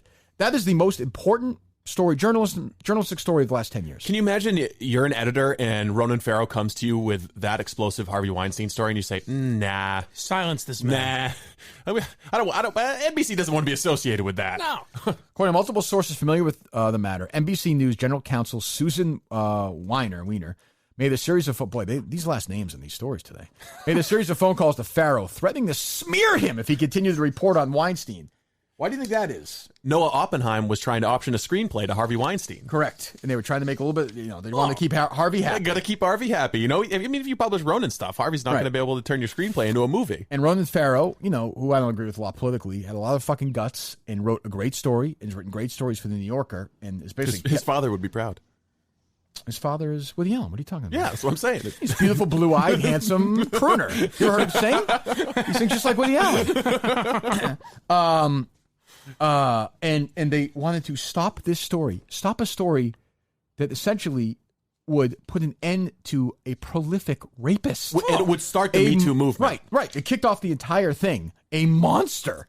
And they wanted to stop it because Oppenheim wanted to sell a screenplay, and they wanted to keep a nice relationship with Weinstein. And let's remember, Oppenheim also used to run the Today Show, so he probably been running cover for Matt Lauer. Right. So, he's part of the old boys club, You think that's toxic?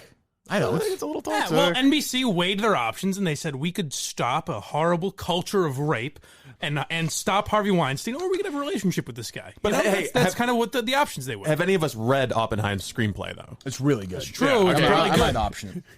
Keep in mind, more than 70 women have accused Weinstein. I know, Mike, you'll make the case against all of them, but it's going to take some work. 70 women. Different strokes for different folks, as Antonio Brown said. Jesus.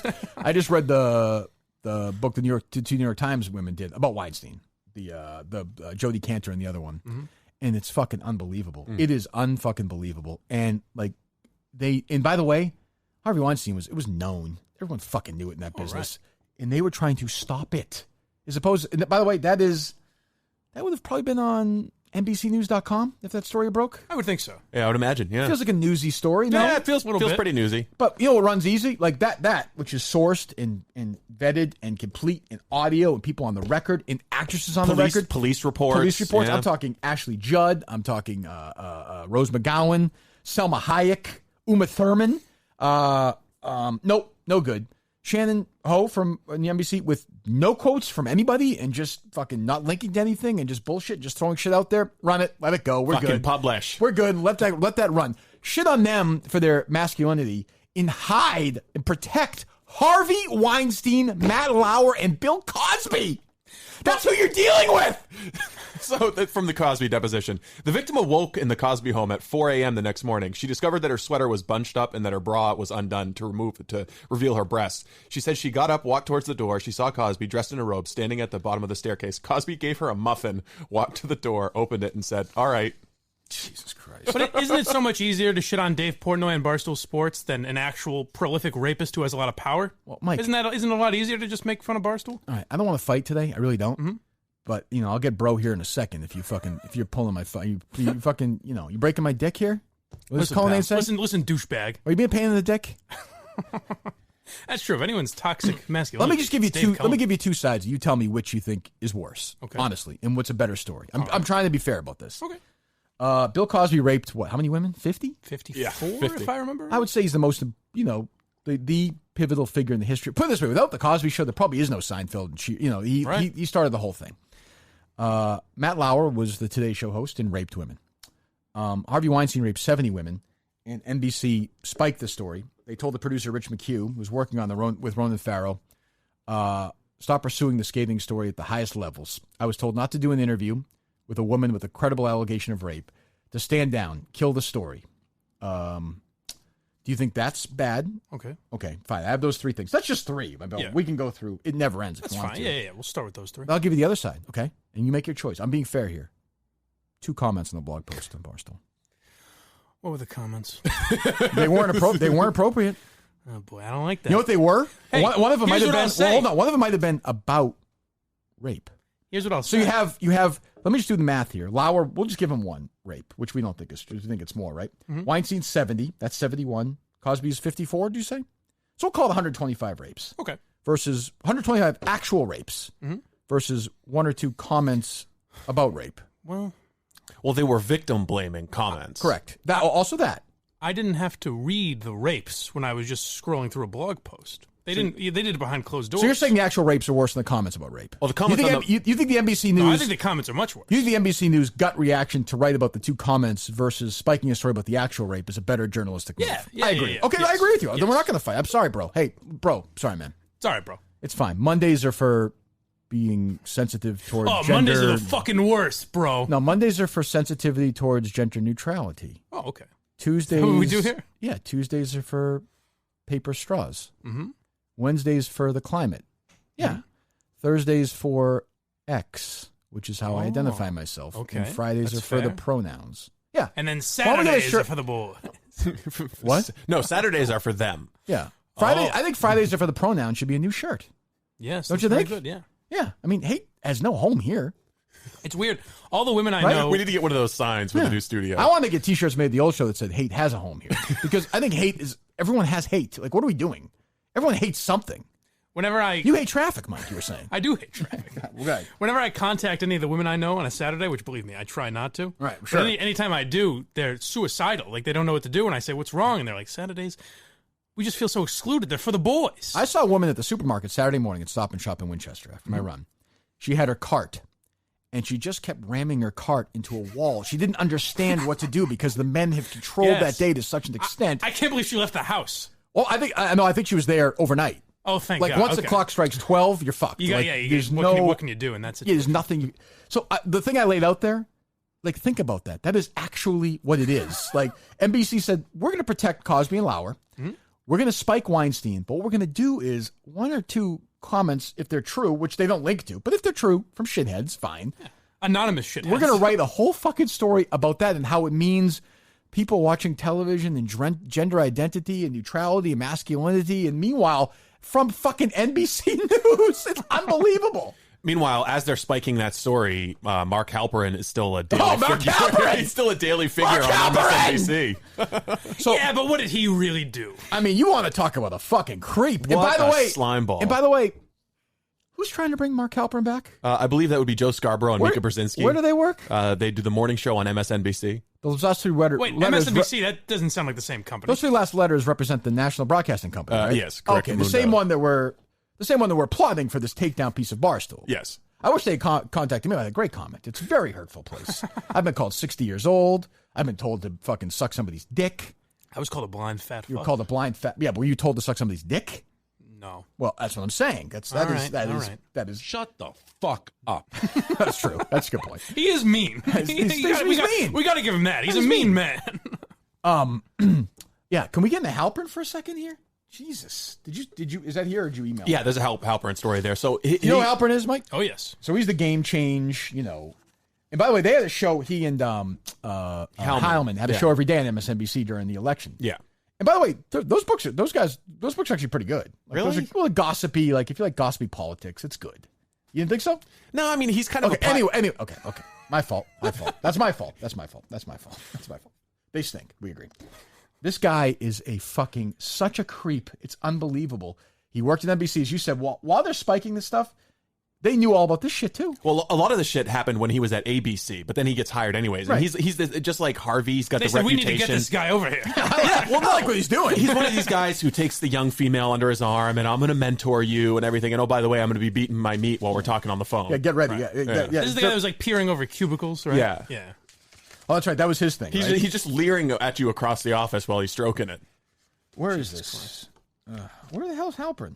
There's so many of them. I'm sorry, I printed off so many fucking stories of NBC pervs. I mean, look at this. This is like, it's like fucking 20 inches thick, this thing. Not Halperin. Hey, wait a second. Not Halperin. 2 days after CNN first reported that 5 women said Game Change co-author and journalist Mark Halperin sexually harassed them, the number of accusers has grown to at least a dozen women, including 4 now sharing their accounts for the first time. It's fucking unbelievable. Halperin denies he masturbated in front of anyone. He physically assaulted anyone. He threatened anyone anyway to describe in this story. And meanwhile, he's just gone away. Are there any specific NBC accusations or no? I know there's CNN and there's ABC. I don't know if there are any specific when he was at NBC. I just assumed it was sounds just to a me like pattern of behavior over his entire fucking career. If NBC would hire him after that, it sounds to me like what NBC is saying is, these women are probably lying. Well, yeah, I mean, we can get into the story. It's just gross. He fucking jerks off in front of them. He's just a total fucking creep. Harasses them, like touches them. He's just a fucking loser. And they're all subordinates, of course. Almost, weird, like these people in power are taking advantage of young women. Now, I've been to Barcelona a couple of times, but I've talked. I don't have a feeling that the people in charge there are sexually assaulting. Oh, wait a minute. The people in charge are women. But anyway, I don't think the men that are higher up. Tommy Smokes has some stories about Erica. That's true. That's a good point. But I mean, it's strange how that works. And I've never heard anybody say that Portnoy does any of that stuff, or Dan, or if you were a woman, no, but Portnoy has made some mean comments. That's true. He made Rita cry, right? Yes. News so outlets he treated her like he would treat a guy. Yeah, the same way he treated Hank. Well, there's no reason to do that. No, I mean, what the hell? Daily Mail has a history of paying people for explosive stories, like the Anthony Weiner accusers. They get paid big money. Right. How much money do you think someone could make if they were a female intern or low-level employee at Barstool, and they came out with a story about Dave Portnoy? Ooh, Mike, are you listening to this? Interesting. You mentioned one time, I know you want to talk about it on the record, but there was a time when it was just the two of you, right? Yeah. You don't like to talk about that? I try not to. Okay. There was a day where I was sitting in that office, and I hear Blind Mike get up here, and I innocently walked up those stairs, and a wallet struck me in the face, and I was never the same again. And Dave Portnoy made me go home and cry, and he told me to suck it up and call myself Blind Mike, and it just hurts my feelings. And then he touched your dick, right? Yes, he did. Oh, you're a bad boy. You're a very bad boy. Here's a Halper move right here. This woman takes her to lunch in Midtown Manhattan. He takes a woman to lunch in Midtown Manhattan. They didn't talk about her career at all, but she assumed he knew it was why he called her. And at the end of the lunch, they walked out of the restaurant. She extended his hand to shake it. He put both his hands on my arms and threw me against the window of the restaurant hard. So my head banged against the window hard. It was rough, hard, and violent, not a seductive way. And he lunged at me. His body pressed against mine against the window. It came with his open mouth. Meanwhile, he's a big fucking fat gross pig. He looks like a fucking bullfrog. He's also famous. Like he's just a fucking animal. Like he just what the fuck? And so John Heilman, his longtime partner, wrote all those books. No, didn't know a thing. Is still happily employed at NBC. Did that show together on Showtime? Did the circus and wrote the books. He never saw anything. Show every single day they were on the campaign. This guy who traffics in behind the scenes gossip never knew a fucking thing about his longtime partner. Okay, it's unbelievable. Well, the other thing NBC did that we're kind of ignoring is shame these women, essentially. Like if you look at the daddy girls, you look at Erica, you look at Wajia, you look at Rhea and Fran and all these girls who have worked their asses off to develop a career or develop personalities, strong, powerful women, and powerful in a male-dominated business. By the way, there's a phrase for that, and that's what they're doing to them. There's no doubt about it. And they're also saying, when they say to them, well, women work there, and they're like, well, they're just tokens. They're just cheap. They're just those women? Yeah, they're essentially calling them whores. And they don't know anything that these women talk about or do or anything. Marginalizing an entire group of people. And but aren't women supposed to empower other women? Yeah, but only if you vote a certain way and look a certain way and act a certain way. But for all I know, they vote that way. Well, maybe, but they don't show it. You know what it is? Call her daddy. They need to talk more about impeaching President Trump and climate change. Talk more and politics, abortion. ladies. Come on. Right. That's the key to success. Maybe they'll be the #1 podcast. They should do a podcast where they talk about fucking Kavanaugh. Like licking his asshole and doing all that stuff. That would be great. Like it would be a great fuck you to NBC if Call Her Daddy's next episode was strictly politics. It would be great. They should do one talking about Matt Lauer. They should. Right. I'm pretty sure they've had to deal with some creeps in their life. Just a guess. I would think. You know, I have no idea, but I don't know. I'm sure Eric has been in corporate life for years and years and years. So I'm guessing she has to deal with some assholes. I'm going to guess it hasn't happened to Barstool. I don't know that, but I'm going to guess that because she's still there. I don't know, but it is amazing to me. I mean, like, you know, here's just this part of what Steve printed out. I mean, that's what it sounds like when you fucking drop it. About fucking NBC, right? I ran out of printer paper. And if I did the sexual harassment claims against Barstool to date, I don't know of any. I don't think there are any. Well, Mike's. Well, obviously Mike's. Yes. But that's it. But, you know, so, and by the way. But I'm very brave. Yeah. How were you dressed that day, by the way? That's true. If it happens. I was asking for it. If, let's say, just pick a guy, whoever, pick a guy. Stephen Shea is sexually assaulting women. I don't know if that's true or not. What? You to put a name to it. Well, whoever. Continue. Fine, whatever. Mike Geary. K. Marco. Whoever you want is doing that. Nobody is, to my knowledge. Mm-hmm. I'm going to guess that Barstool is not going to hide that person and keep it quiet and shame the women who do it, like NBC just did. Like cycle them out of New York, move them to Barstool, Chicago. Or move them to Vermont and strip them, make them the obituaries editor. What are you talking about? I'm just saying, they would say, pending investigation, you're fucking out of here. Mm-hmm. They wouldn't hide it for 20 years and try and, shame women who have gone through this stuff. But that's what NBC does. And then this is what drives me nuts. Then they point their fingers at us. It's fucking, it's unbelievable. It's crazy. And it's just a shame because you look at we have to deal with what Barstool has done to kind of avoid that reputation. Like taking certain words out of headlines so they don't look like that they're portraying that image. And it just doesn't fucking matter. Well, I'd love to see the fallout from that be them to say, fuck this, we're just doing it. I think so. Well, I said the best thing Barstool could do today is hire Shane Gillis. I think that'd be hilarious. Did you see what he said, by the way, about all the hate tweets he's been receiving? I don't think so. No. He said, just so you know, I've been reading all of these in an Asian accent. Did he really? It's fun. I told you he was funny. But it's unbelievable. Fucking unbelievable. So, that's my take on it. I think we covered it pretty good. But then you didn't talk about Tirico. Oh, God. Oh, thank you. Thank you, Steve. You're doing a good job. And again, not while he was at NBC, but it says even more that they would know that these allegations exist and then bring him in. Well, not only that. So Mike Tirico, while he was at ESPN, another place that's, for years was this liberal place, politically aligned to the left. They've tried to get away from that, I think. But this was a home of sexual harassment like you've never seen in your life. Like what they were 30 years ago with Gary Miller and Berman and Tirico is what like a Shannon Ho wants Barstool to be in her mind. She'd love that to be a place where guys are pulling their dicks out and pissing out windows and, grabbing girls' But they'll never write that article about ESPN. Right. But none of that has happened at Barstool. No. So they don't want, so they make up these stories and do all this shit. Mike Tirico, stalked this producer for years. Wasn't it an intern or no? No, I think it was a producer. On the highway, pulled up next to her and grabbed her crotch and did all this crazy shit. And at the beginning of the Me Too era, at the Olympics, I forget which Olympics it was, that's when it started happening again and turning toward Tirico, which we kind of started on the old show a little bit, or didn't start, but continued the conversation. And then on Instagram, one of the days at the Olympics, 4 different NBC women who were there, one of them was Trendy Kuznick, who I used to work with, and a couple of other ones, just randomly put out Instagram videos wishing Mike Tirico good luck on his first day at the Olympics and saying what a great guy he is and how awesome of a colleague he is. 4 random ones at the same day. Trendy later confirmed to me off the record, that NBC, it's time is left. Well, she's a big feminist, so she had no problem with it, right? Yeah, I would think. NBC told them to do that. Really? Yes. Well, so NBC Mike, 4 random people did it the same day. You think it was? Isn't that interesting? I thought it was just totally random. NBC hanging with Tirico, staging AstroTurf cover campaigns for predators. Yes, they're saying because he's the future. So if you look at it right now, but Barstool's the problem. Right, Al Michaels is old and he's going to be gone soon. Right, Tirico's going to take that job. They're grooming Tirico for that spot. Costas is now gone from the Olympics. Right, Tirico's going to take that job. Mike Tirico will be NBC. Yeah, Dan Hicks, if you care about golf, I do. He's leaving. Tirico is going to he'll be calling the British Open. So it's sort of the signature flagship Super Bowls, Olympics, British Opens, you name it. For NBC Sports, Mike Tirico is going to be the face. A guy who years ago sexually harassed women. Maybe he's done it since, maybe he hasn't. I don't know. But NBC, and this was post, right around Lauer and Halperin and Me Too, had these women. I forget which Olympics it was. Seoul. Was that 2018? Yeah. Yeah. 2018. So we're past the initial Me Too stuff, past the Weinstein cover-up. Said, hey, ladies, listen, Mike's taking some heat here. Be good girls. Put your heels on and dance for Mike Tirico, would you? Isn't that Sound interesting? good. Yeah, sounds good. We'll do that.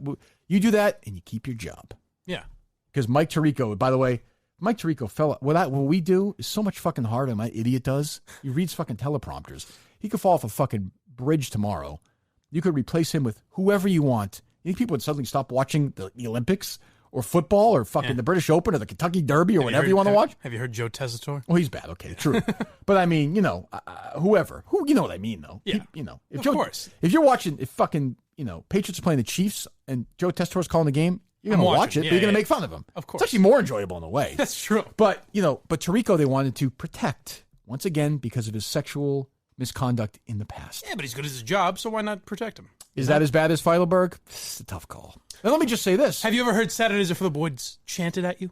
It's rough. That's tough. It's not. I mean, this is a culture that is never, again, it's never ended, ever. No. It's incredible. And, and that's just the start. We've also got a few more. NBC News Vice President Matt Zimmerman, he used to book guests for Matt Lauer. He was fired from the company for sexual harassment. That's weird. Yeah. Harold Ford Jr. was an MSNBC contributor, sexual harassment. The Brokaw stuff, which, you can argue, but again was accused of sexual harassment. Oh, and the important thing there is Linda Vester says that there's a culture of fear amongst women at NBC. Right.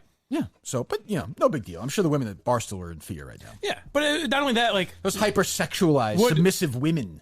Would Rhea, who was a front desk worker, become a star? Would that ever happen at NBC? No, probably not. Well, because they'd bring in guys like Tirico. Right. That's true. Oh, that's true. Yeah. I mean, so again, it just never, ever ends. I mean, that's like forgetting the nonsense, like the Brian Williams shit and all other stuff. Like, forget that. Oh, all the just absolute fake news. Yeah, right. I mean, just forget that. I mean, just the decades of sexual assault and cover up and smearing. I mean, they're trying to smear like victims of Weinstein to cover up the fucking story because some shithead wants to sell a screenplay. And I'm sure they're all Hampton's buddies and all that shit as well. I mean, Yeah. It's unbelievable. Well, the former NBC News president, Andy Lack, he was accused in the 80s of covering up sexual harassment at a company he was at. Then he's hired at NBC, and he sits on the Juanita Broderick interview. Right. Well, didn't we do something after the Gumbel thing? Didn't we do something that Gumbel did that was stupid with women while he was on the Today Show? Remember we read that story? Yes. Yeah. Yes. There were. I know what you're talking about. I can't remember what the story was. But it was like, it was he sounded like a total asshole. Yeah. Again, like, just fucking...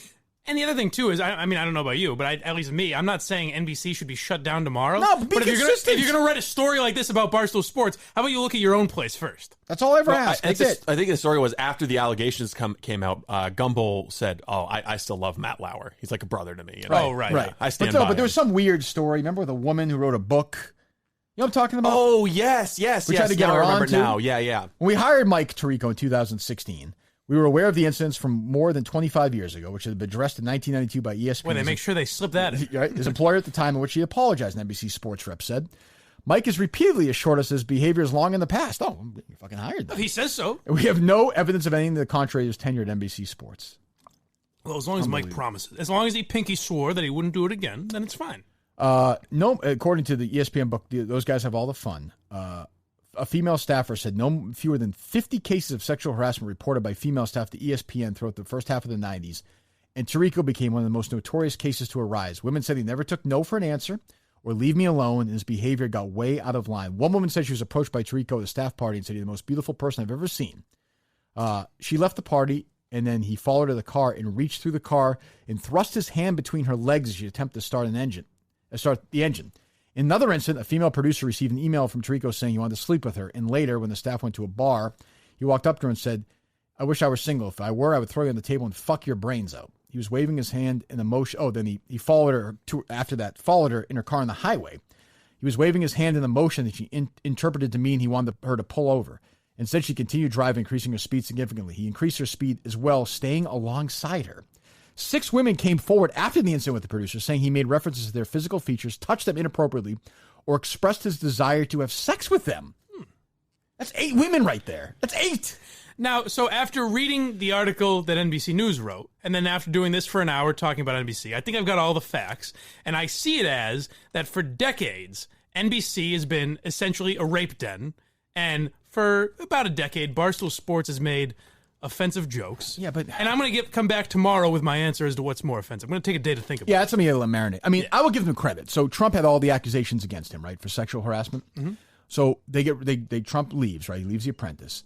So they replace him, I give them credit, with Arnold Schwarzenegger, who's been accused by multiple women of groping, sexual humiliation, and harassment. Fucking unbelievable!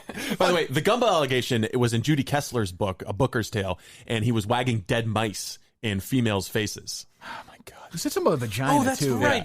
Yeah, no. He was just an overall, just like a total perv. Weirdo. But the dead mice is waving dead mice in women's faces. Is that toxic masculinity? No, not at all. Especially if you're at the Right. time the most powerful guy in like morning news, and Gumbo was number 1 in morning news in the world.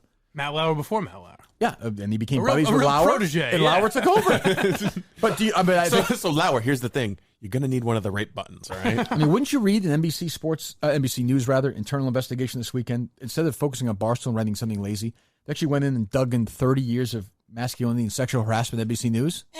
Who cares? Of, actual, hey, quit being so uptight. Let it slide, man. You know what? I've decided. I'm going to say it. I'm just going to come on the air and say it right now, and we can fight about it tomorrow.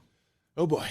I think the actual rape is worse than the comments on the. I think I'm not there yet. Oh, that is I'm not a little much. Look. I'm not there 100% yet, but were I a juror, you could talk me into it. You know what I say? You could talk me into it. Hey, the rape only had one victim. How many victims had to read those comments? Those comments were kind of like raping the readers. That's right. true. So fuck. Come on. Not only that. Think about that. There were 2 of them too. That's the thing. It wasn't just one comment. Right. There were 2 comments. I wish we could get Shannon Ho on. Stop calling Sorry? me that, please. Shannon. We should get Shannon Ho on? Yes. Oh, gotcha. Yeah. The very talented Why didn't you journalist try who to wrote do this that? story. Why did you call She me? did. I lazy, emailed her twice. Did she respond? No, she did not. That's weird. Almost like they just made baseless allegations that they don't want to answer for. That's the thing that drives me. And I know people are like, well, they don't have to. No shit. Of course but not, yeah. like, if you're proud of your work, if Shannon But wouldn't Ho, you go on NBC tomorrow to talk No, about never. what we just talked about? No, I never do. I talk about, so just a totally random example. That night I was on with Steve when he filled in for Howie Carr, right? Mm-hmm. I did radio with Steve for an hour on the Howie Carr network. I drove a mile and went on with Sue O'Connell. Yeah. And I loved it. I wouldn't. They're the same politically, Yeah, right? I wouldn't do it any other way. If Shannon, two identical interviews. If Shannon Ho had a podcast, right? What would the name of the podcast be, Mike? If she had a podcast, I can think of a few ideas. Stop it! If she had her own podcast, right? And she said to me, "I don't want to go on your show, but I want you to come on my podcast." I'd be on in 2 seconds. First of all, I'd play the sound anyway.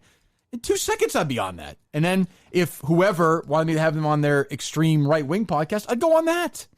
I mean, can you imagine if after you broke the Kevin Cullen stuff, if someone reached out and just emailed you and said, "Hey, I'd like to have you on my podcast, my TV program, to explain the Cullen stuff." Of course, no one did because they want to protect Kevin Cullen, but nobody did. I mean, nobody did, which leads me to that Cullen story. We'll get to that today or no? But it's unbelievable. Nobody ever says yes to anybody they disagree with anymore if it's the left going on the right side.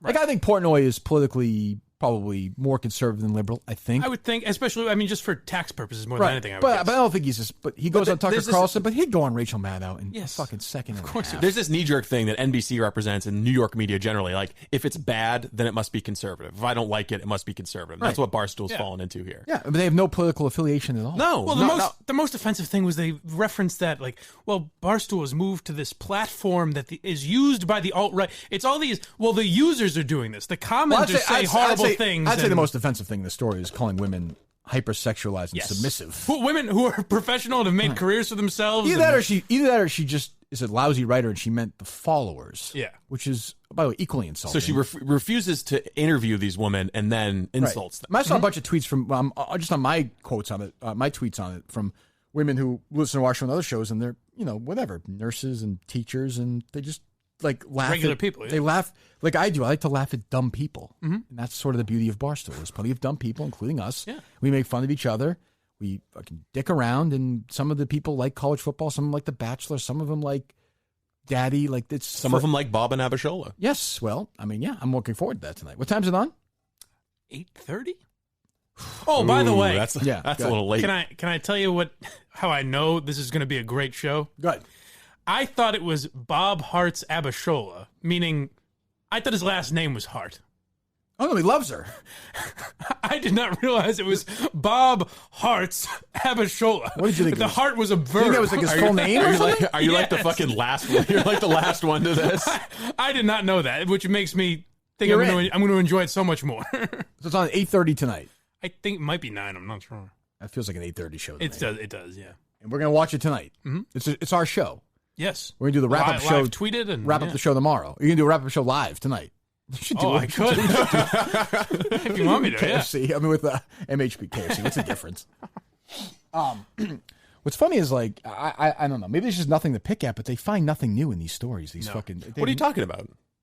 What do you mean? Oh, you're back on Barstool. Sorry. Oh, sorry. You're talking about Bob Hearts Abishola? Yeah, sorry. What do you got? That's a whole new dynamic. You've got this immigrant woman and an old fat white guy. This is like a completely original plot that's been written out. I have a feeling here. there's going to be some messages about diversity in this. I hope so. In this program. Well, I mean, God willing. That's going to be a long, I'll DVR. It's going to be a long 22 minutes. That's going to be work. Remember the promo we listened to?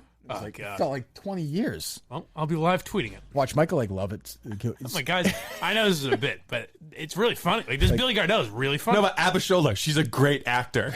Actress, rather. Oh, actor. I would say actor. Actor, yeah. This year, I bet you the Academy Awards will give out actor and actor. Oh, interesting. They're both actor, but either that or they're just going to do it all in the next couple of years. No, in one well, no, they category. already do. It's female actor, I believe, right? It's male actor. Oh, it's not and female actress actor. in leading role? I think it's now male actor and female. Well, why do they do that? Why don't they just have the 10 best performances? Well, because guys would probably win too often. I don't know. What? The fuck are you talking about? I'm just saying.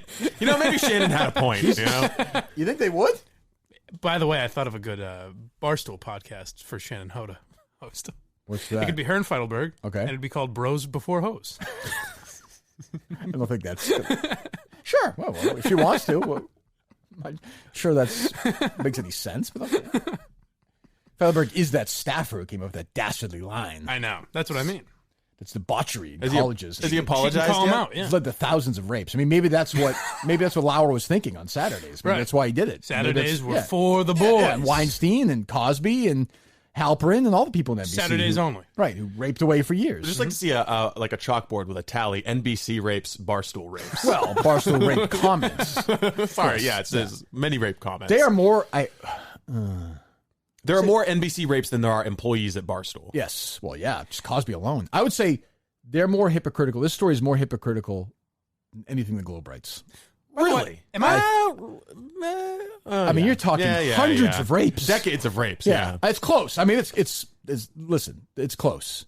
And I do love that. But when you've got Cosby and Lauer, those are two of the big dogs. I mean, they're heavy hitters in the rape game. Yeah. It is funny that this Tara Sullivan, just to go back to where we started before we get to some other shit, she wants the Patriots to address this thing, but her own company, who owns a team that fired a guy, they don't have a press conference for that, right? Right. Okay. I'm just trying to get everything straight. You're talking about Dombrowski. Yeah. Like, you think that maybe the Red Sox owe an explanation to Red Sox fans? Actually, I don't know. Actually, not really. Like, they didn't think he did a good job. Like, what are they going to say? Just say with Belichick and Brown. Like, I almost want him to say, I mean, gives a shit. Are you fucking stupid? We got rid of him because, Why do you think? Yeah. Why do you think? I would say, why do you think they did? Because you told him not to do anything and then he did something. Yep. Yeah. Okay. Next question. Like, I don't know. So we got anything else? But, yeah. Oh, yeah. What, Mike? What, you say something? I had a thought and it slipped my mind. Good. Save that. Good. What else we got? Anything? We've got some DEC did some nice CBS show previews for us. Did you hear those? No, I didn't. He did. I messaged him this weekend. I thought his recaps are very good, though. They're excellent. Yes. He does a good job. He's a pro. He actually had a funny line for once. He's not a funny guy. I think these are pretty funny. Good. Okay. By the way, that CBS guy on Twitter is funny. Yes, very good. He's funny. funny. That's very good. He might be providing the inspiration for some of this. Could be. He had a line where he had Kelleher on the podcast, and he said, and he said, my mom died of pancreatic cancer. That's how big a fan I am. I made my mom die of the same cancer that Kirk's mom died of. Which is actually a pretty funny line for DC. That's not bad. Yeah, I like that. Of course, Kelleher didn't hear any of it. Kelleher will be here tomorrow at 8:05. Oh, God. Boy, you noticed this after the show. I don't think this was on air, but was that not Steve's audience here on Friday? Oh, my God. That's your crowd. He was cracking them up. They're all Christians. Holy Who knew? Shit. And the Red Snapper community is a tight community. At the end of it, Kelleher was like, okay, can we really talk about that advertising stuff now? I'm like, no. It was odd to hear you have to tell him no. Like, no, Rich. Make a sale. Just go away. Jesus Christ. Go ahead. He's a substitute teacher. She's a high school freshman. Together, they discover that he is different. And he gets me. And he really, really cares about me. Chad Lowe stars and See Me After First Period. CBS this fall. So he's reading hold on. So he's reading the tweets from that guy. Yeah. That's gross. That's fucking gross. It's a nice little partnership. That's so gross. We have another one or no? He's a divorced dad looking to get back in the dating world. She's a 19-year-old meth addict. Together, they learn that love means not having to have all your teeth. Willie Ames stars in Loving Crystal. CBS this fall. I mean, that's the music is perfect too, and everything. It's totally believable. Do you have an actual CBS promo? Can you dig one up for any? Do the one with Patricia Heaton. I am obsessed. I with forget the name of that. I feel like we almost made the wrong choice, but I'm willing. I don't know. This one's. We can make a last minute switch. No, I'm okay. This is our show. Right. This is our show. Bob Hearts Abishola. Abishola, which is his name according to Mike. Doesn't that make more sense? Bob Hearts Abishola? His middle name is Hearts? No. Bob. I thought it was like Lee Daniels, the butler. You know? Oh, like Stephen King's The Shining? Yeah. Patricia Heaton. Well, hold on. First of all, you don't think Stephen King wrote The Shining, do you? Didn't he? Oh, right. I mean, he had some help. It's some help, right? Didn't he, Steve, or no? Is it crazy to think that if there is another author on the book that maybe Stephen King didn't write more than half? What I love is that Steve's never like, making fun of it. He gets right. How about the ones he's credited alone? But my point is, you don't think. No, he wrote those. Okay. I never said otherwise. So your argument is that the books he has a co-writer with, he writes a book with. I think he writes less than half of it. I think maybe he just sells out his name. What percentage do you think? Maybe 10. Okay. All right. Are you happy that you've brought this? You've cleared this up. You're the one who brought it up. You bring stuff up and then you shit on me for responding to it. Start at the beginning of this, please. I want to hear this important promo. Second act, CBS this fall. Internal medicine? I hope I'm not late. Nope, still waiting on the chief resident. You're lucky. Rumor has it she's a real ball buster. Hello, everyone. You must be the internal medicine residents. Yes, ma'am. I'm Carol Kenny, and I waited a long time for this day. To be chief resident? Me? No. I'm an intern, just like you. Oh! Hold on. Who would have thought? I didn't see that coming. You sure you don't want to go? Boy, I might want to go. No, we're not switching. Let me hear a little more. Oh, come on. First of all, I love that. Yes, God, I love that music. So why med school? My marriage fell apart. My husband went off to find himself, and now he's sleeping on his sister's futon, and I'm a doctor, so life is good. I'm Dr. Maya She's got all the Jacobs, your sass chief to it. president. This year will be the hardest of your life. Many of you won't survive. Some quit, or worse, become dentists. Oh, hold on. What was that? What was that music right there? Anti-dentist humor? I hear that little music there, that bumper again. Let me. Become dentists. 38-year-old man. How do your migraines typically present? I get those flashy lights. Auras. Yeah, my uncle had migraines like that. They're commonly stress-related, and long story short, yoga helped him with his migraines, but not with his alcoholism, and he died. You know, can I tell you something? Oh, that audience is fucking into it, man. For me, Alex and Sophia and Call Her Daddy or Ellie or Casey, they're all a little too individualistic for me. Yeah. I like female characters like this that are the exact same thing we've been seeing for 30 years on television. I'm going to guess that she's going to run into some issues because of her age. You know, you may be honest. Well, Kirk, isn't it strange that a woman of that age would be an intern? I suppose. I thought she was the chief resident. It's a little much, yeah. Well, we all did what you wanted. Hold on. Will there be potentially love in the air at some point? Oh, my goodness. I hope so. Maybe some anal on the show? Whoa! I don't think so. Not on CBS. I'm just throwing it out there. Granola parfait. Stephen Frost, senior attending. I'm Dr. Carol Kenny, intern. Oh, it's you. You're that intern. Yes, I'm the old intern, your local circus freak. So, how long is this promo, by the way? So the first couple weeks, it's going to be that she's old. I would think. Then what happens? Eventually, they're going to get used to it. They're going to be like, oh, yeah, she's a little older. It's weird, but she's good at her job. She's a nice lady. Right? Then what do we do? No, it's kind of like the woman who interned for Pardon My Take. Right. If they did that for like 10 years, it might not be that funny. It might after lose its luster a little bit. Yeah. I don't think they'll be able to go in the direction of Grey's Anatomy and have like a bomb scare and then a hospital shooting. But I think you'll have semi-serious, like she'll bond with some woman her age. A very special episode? Yeah, I think who then dies from breast cancer. Yeah, I don't know, but she won't die. It's a sitcom. She won't die. Right. She'll be all right. But like, she'll have, like what's season 3 like? Maybe a wacky romance with a young doctor. Well, it sounds like, I think that guy they introduced right there, that he's an older guy though. I think that's a love. You think so? Oh, fuck, he's a little gray. That's what I mean. Like she's gonna, do we know him or no? No. Patricia Heaton. You're damn right. But hey, I mean, just because they don't write original characters, it's a female lead, so they're doing their part, you know? They are? Yeah, oh, sure. Okay. I mean, I'm looking forward to it. Yeah. So well, we're not going to watch this one. It's going to be very entertaining. We're not going to watch this one. No. We're not? Oh, Kyle MacLachlan is the guy. You would know him. He's a guy. You'd know him if you saw him. He's Bob Hearts Abishola is the one. All right. All right. I'm telling you, I like the cut of this Carol's second act. There's awesome.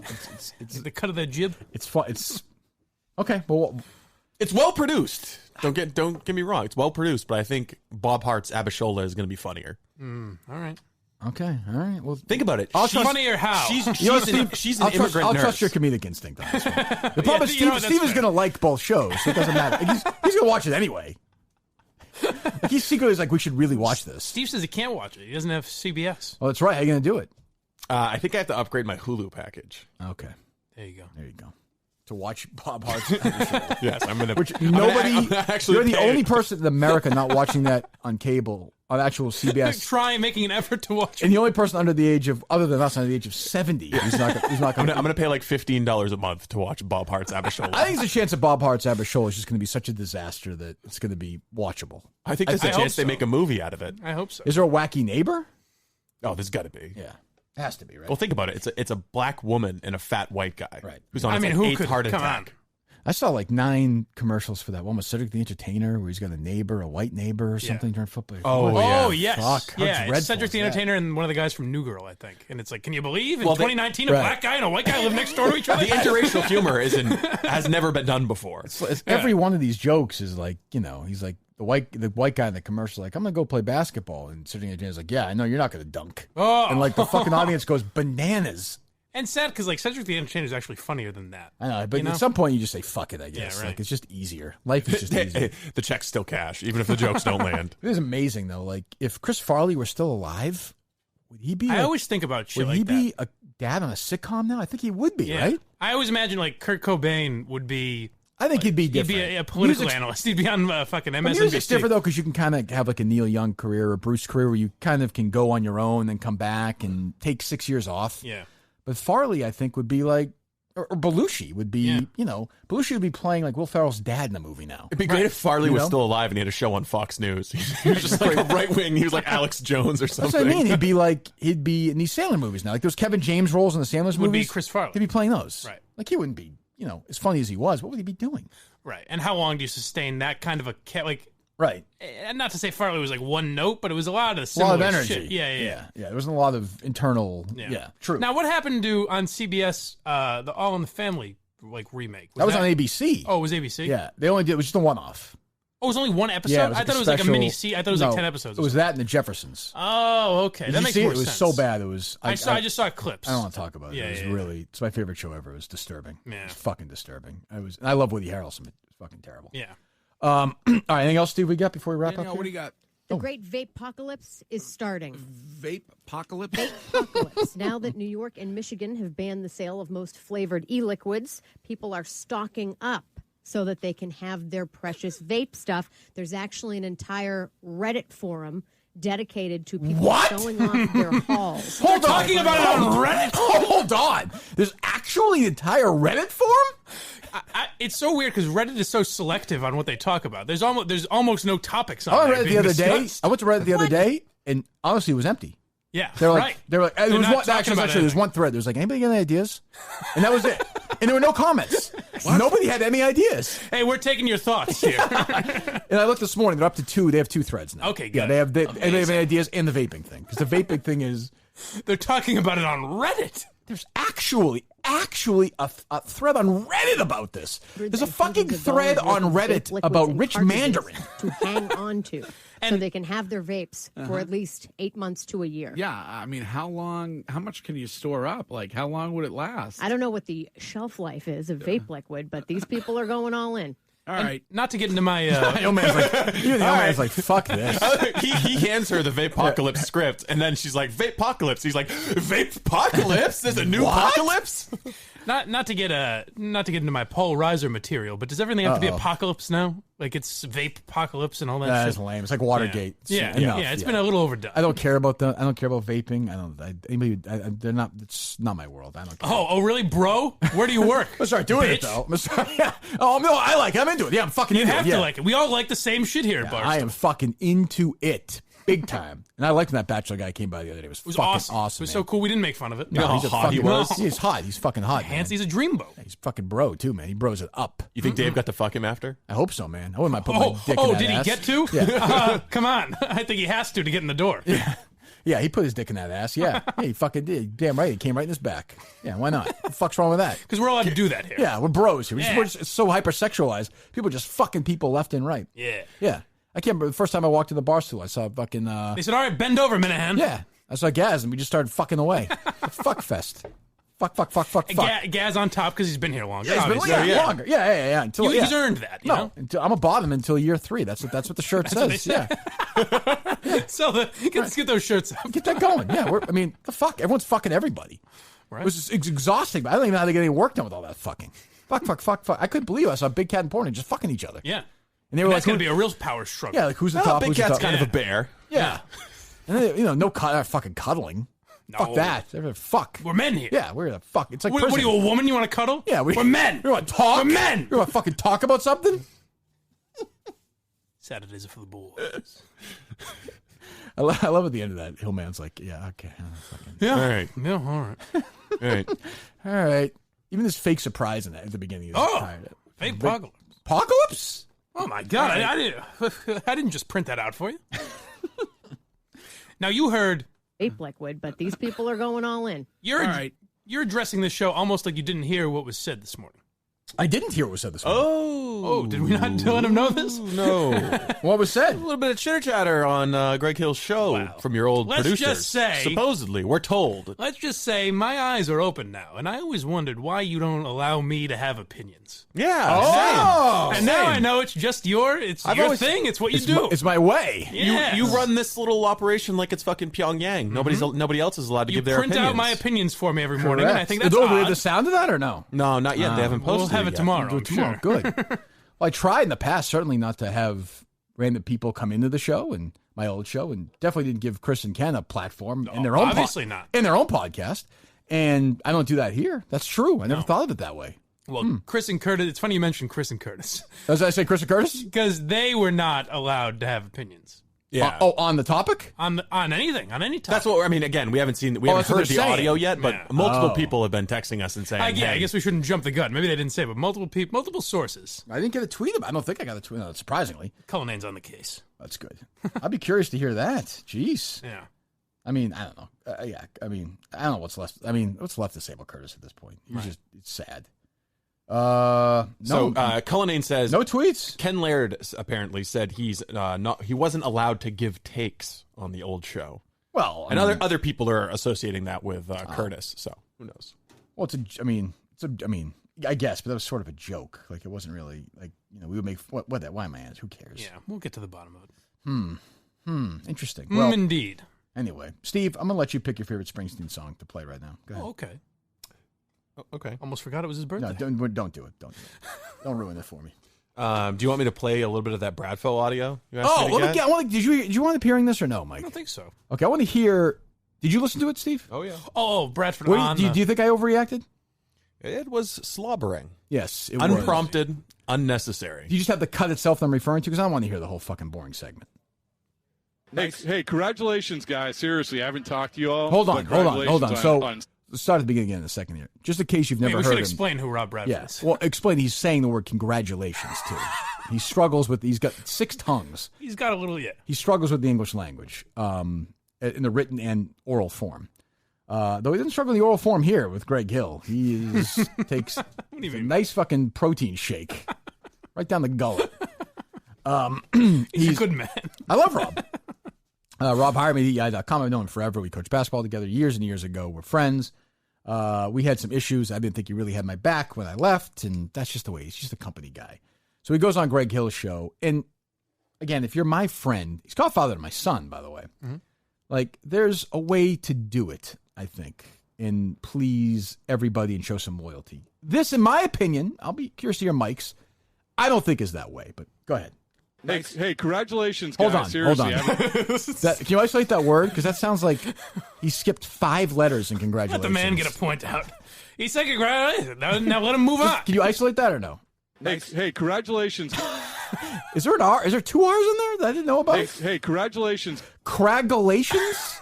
How do you spell that? Hey, congratulations. How do you say craglations backwards, Mike? Hey, congratulations. Rob has a lot on his plate. He's a busy guy. He doesn't have time to be learning dealing words? with all these pesky consonants. Craglations. This feels like the old days. Let me hear it. Hey, congratulations. All right, go ahead. Hey, congratulations, guys. Seriously, I haven't talked to you all, but congratulations on such a great start. Thank you. It really is cool. weird. Like, I got to be honest. Like, I like Rob, but it is weird that he can't say congratulations. It's funny. Oh, I thought you meant it's weird. Unprompted, he started sucking off that show. It's, he works to the place, I guess. Mike, you're not there anymore. I like Rob though. He do I. He was good to me. He was? I think. What did he do for you? Give me a podcast. Compared to what I did. What the fuck's he done for you? Well, compared to what you did, nothing. Good. Okay, that's all I want. If it weren't for him, you might not. Again, I might not be here. Believe me, I'm aware of that. Go ahead. Hey, congratulations, guys. Why do you go so Seriously, mad I at haven't him? talked to you all, but congratulations on such a great start. Thank you. So it's really cool. Do you mean that? I said it's really, when I say something's really cool, it's obviously I mean it. That's the ultimate punctuation. Well, listen, it's it's a radio show. I mean, it's a radio show. Well said. I'm glad you like it. Hold on. Is that really what that show? Because I listened to it after the lead. Is that what it sounds like all the time now? Thanks. I don't know. I don't know. You know what's weird? I don't know. It's a radio show. Bradford's trying to be a nice guy and compliment them, and they're like, ugh. Well, I think there is an understanding. I'm sure Hillman's like, oh, I know who Rob. Like, he's friends with me. Okay. He's a friend of Minihane, so he's like, do you really mean that, or like, what Okay, do you? yeah. But he doesn't realize that Rob's a pussy. Like, Rob doesn't mean it, but he's gonna just kiss his ass. 'Cause he's a company. I don't want to. You know what? I don't want to fight. Keep playing. Whatever. I'm gonna burn every fucking friendship I have anyway. Go ahead. Look down here. I said, it's not said enough that things are going to be hard, right? Yeah. Things are going to be hard. It wasn't that hard. It wasn't. You guys got good ratings from the get-go. Oh, well, See, that's what I'm saying. It would have been what I mean, Rob should have done. Is said exactly what he's saying here, but instead he should have said things take time. He should have. And that would have gotten us on By the the way, side. Rob, he went in on the second part. Like, I'm fine with the first part. Congratulations on the good start. But then Hillman is basically uncomfortable, and Rob's like, no, you're great. Leave it alone. Rob has told me. You're like Curtis. Curtis brags. That's because Curtis told me to say that. He brags I about don't want the to way- hear it. I don't want to hear it. It's a radio show. But, like, Rob tells me that he thinks the show sucks. Right. So, I understand if you go on and dance a little bit, but That's a little unnecessary for him to lie to Greg Hill's face like that. Have some respect for the man, right? I don't know. I don't know, because if you go on, I guess congratulations is unnecessary. No, it's fine, but the second, whatever. It's me. I said the other day I mean it. Yeah. I told Rob that on the phone, and Rob didn't want to hear it. He thought I was really mad at him. I'm actually not. I'm like, it's my own issue. It's Jerry's fault for alerting me to it, because Jerry listens to the whole fucking show because he's angry and, Today, I'm sure I'll listen to the whole thing and be like, Brady, it's just... Good conversation with Jerry last night, by the way. Really? I did not talk to Jerry. You talked to Jerry last night? I talked to Jerry last night. About what? He's walking his dog behind a Costco, and then fucking... Oh, he's up. He's got in Maine. He's got the Dave Portnoy phone connection going on. Walking Toby around. It's great. You can see a bridge from here. You jump off it. There's Joe Rogan guy. He'd be nothing without his guests. Rogan stinks. You know what's weird is, this is totally unrelated, but the thought just popped in my head is like, whenever I talk to Callahan now, he drops the phrase liberal moonbats, and I don't know why he's talking moonbats. Like it's weird. It's weird that Callahan is talking like that. It's weird when Callahan told you these people are on the dole. Is that weird? Is this enough vague innuendo to get people going? Yeah, he calls me a maggot all the time, and I don't know. Maggot! I'm Kane. Like, Dave, why are you talking like this? What was the conversation about? Just business, talking shop. Steve tells. So I talk to Gerry all the time, and Gerry listens to his podcast. He thinks it's good, all that stuff. But every time I talk to Steve when he talks to Gerry, he's always saying that Gerry thinks that Steve shouldn't have left the Howie Show, right? He says that I went against his advice, which is true. Yeah. Yeah. Well, I think Gerry looks at it as radio's safer, maybe, and this is taking more of a risk. But there are people, and I like Howie and everything. The age of that show, there are a lot of people every day who just die listening to that show because of their age. I mean, they just drop dead, like probably 50 or 60 listeners a day in their 80s, just keel over. Hopefully not those live market basket appearances, but still, that would be difficult. I mean, those are just the actuarial tables. It's not opinion. That's true. It's true. So what was the conversation like? Don't you can't throw it out there. What would you guys talk about? Oh, we talked about business. Talk about the industry. Put your fucking sleeve down, please. God, that looks so stupid. Showing off the guns. God. Gerry wants Steve to be his producer, by the way. Right. That is a dream. I think he was a little let down. Did he try and take you away from me? No. He was a little let down when I said. I was wondering if there was going to be kind of a fight where. Fuck, he can have them. Yeah, where we get Callahan and That's fine with me. I'm sure you'll make the same amount of money there you will here. That's the problem. No. That's the reason why he'd leave in 2 seconds for Gerry over me. Is that true? No, not at all. Yeah, meanwhile, you think Gerry would quit over? Gerry, they used to make fun of when I would bring stories like this. I'm glad you like him so much. Gerry, the guys on Friday were laughing at my jokes like crazy. Like, I'm funny, right? Steve's good. He's good. He's funny. He's a funny guy. Gerry, I said actuary tables and it was great. It was awesome. I gotta laugh at you. Let's not downgrade the man. That's true. It was a good line. Well, I mean, I'm still rattled by the laughs he got the other day. So what was the talk about last night? Just talking about the podcasting industry and Gerry Callahan's future. I've had like 90 of those conversations. When's he going to start doing something? Yeah, what do we got? He's been off since July. We gonna get moving here or Jer. what? Yeah, we gonna get moving? Yeah, I think we are. You have an announcement? No, nothing to announce, but maybe a little conversation to have off air afterwards. A little business meeting with who? You. When today? Yeah. Why? Just like in 5 minutes. Why would you do it now? Let me get 5 minutes of your time to talk sales. Why would you just do it on the air? Who gives a shit?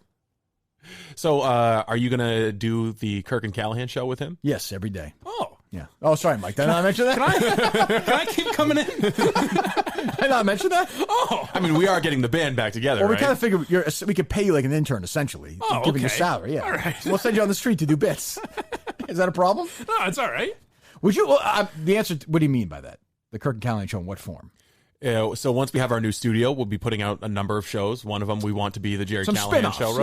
Yeah. Right. Like Jerry's my little spin-off show. And then maybe once a week, you guys get the band back together and do a podcast that's just the two of you. Well, it's certainly been talked about once a week. Here's my questions about that. I'm open to anything.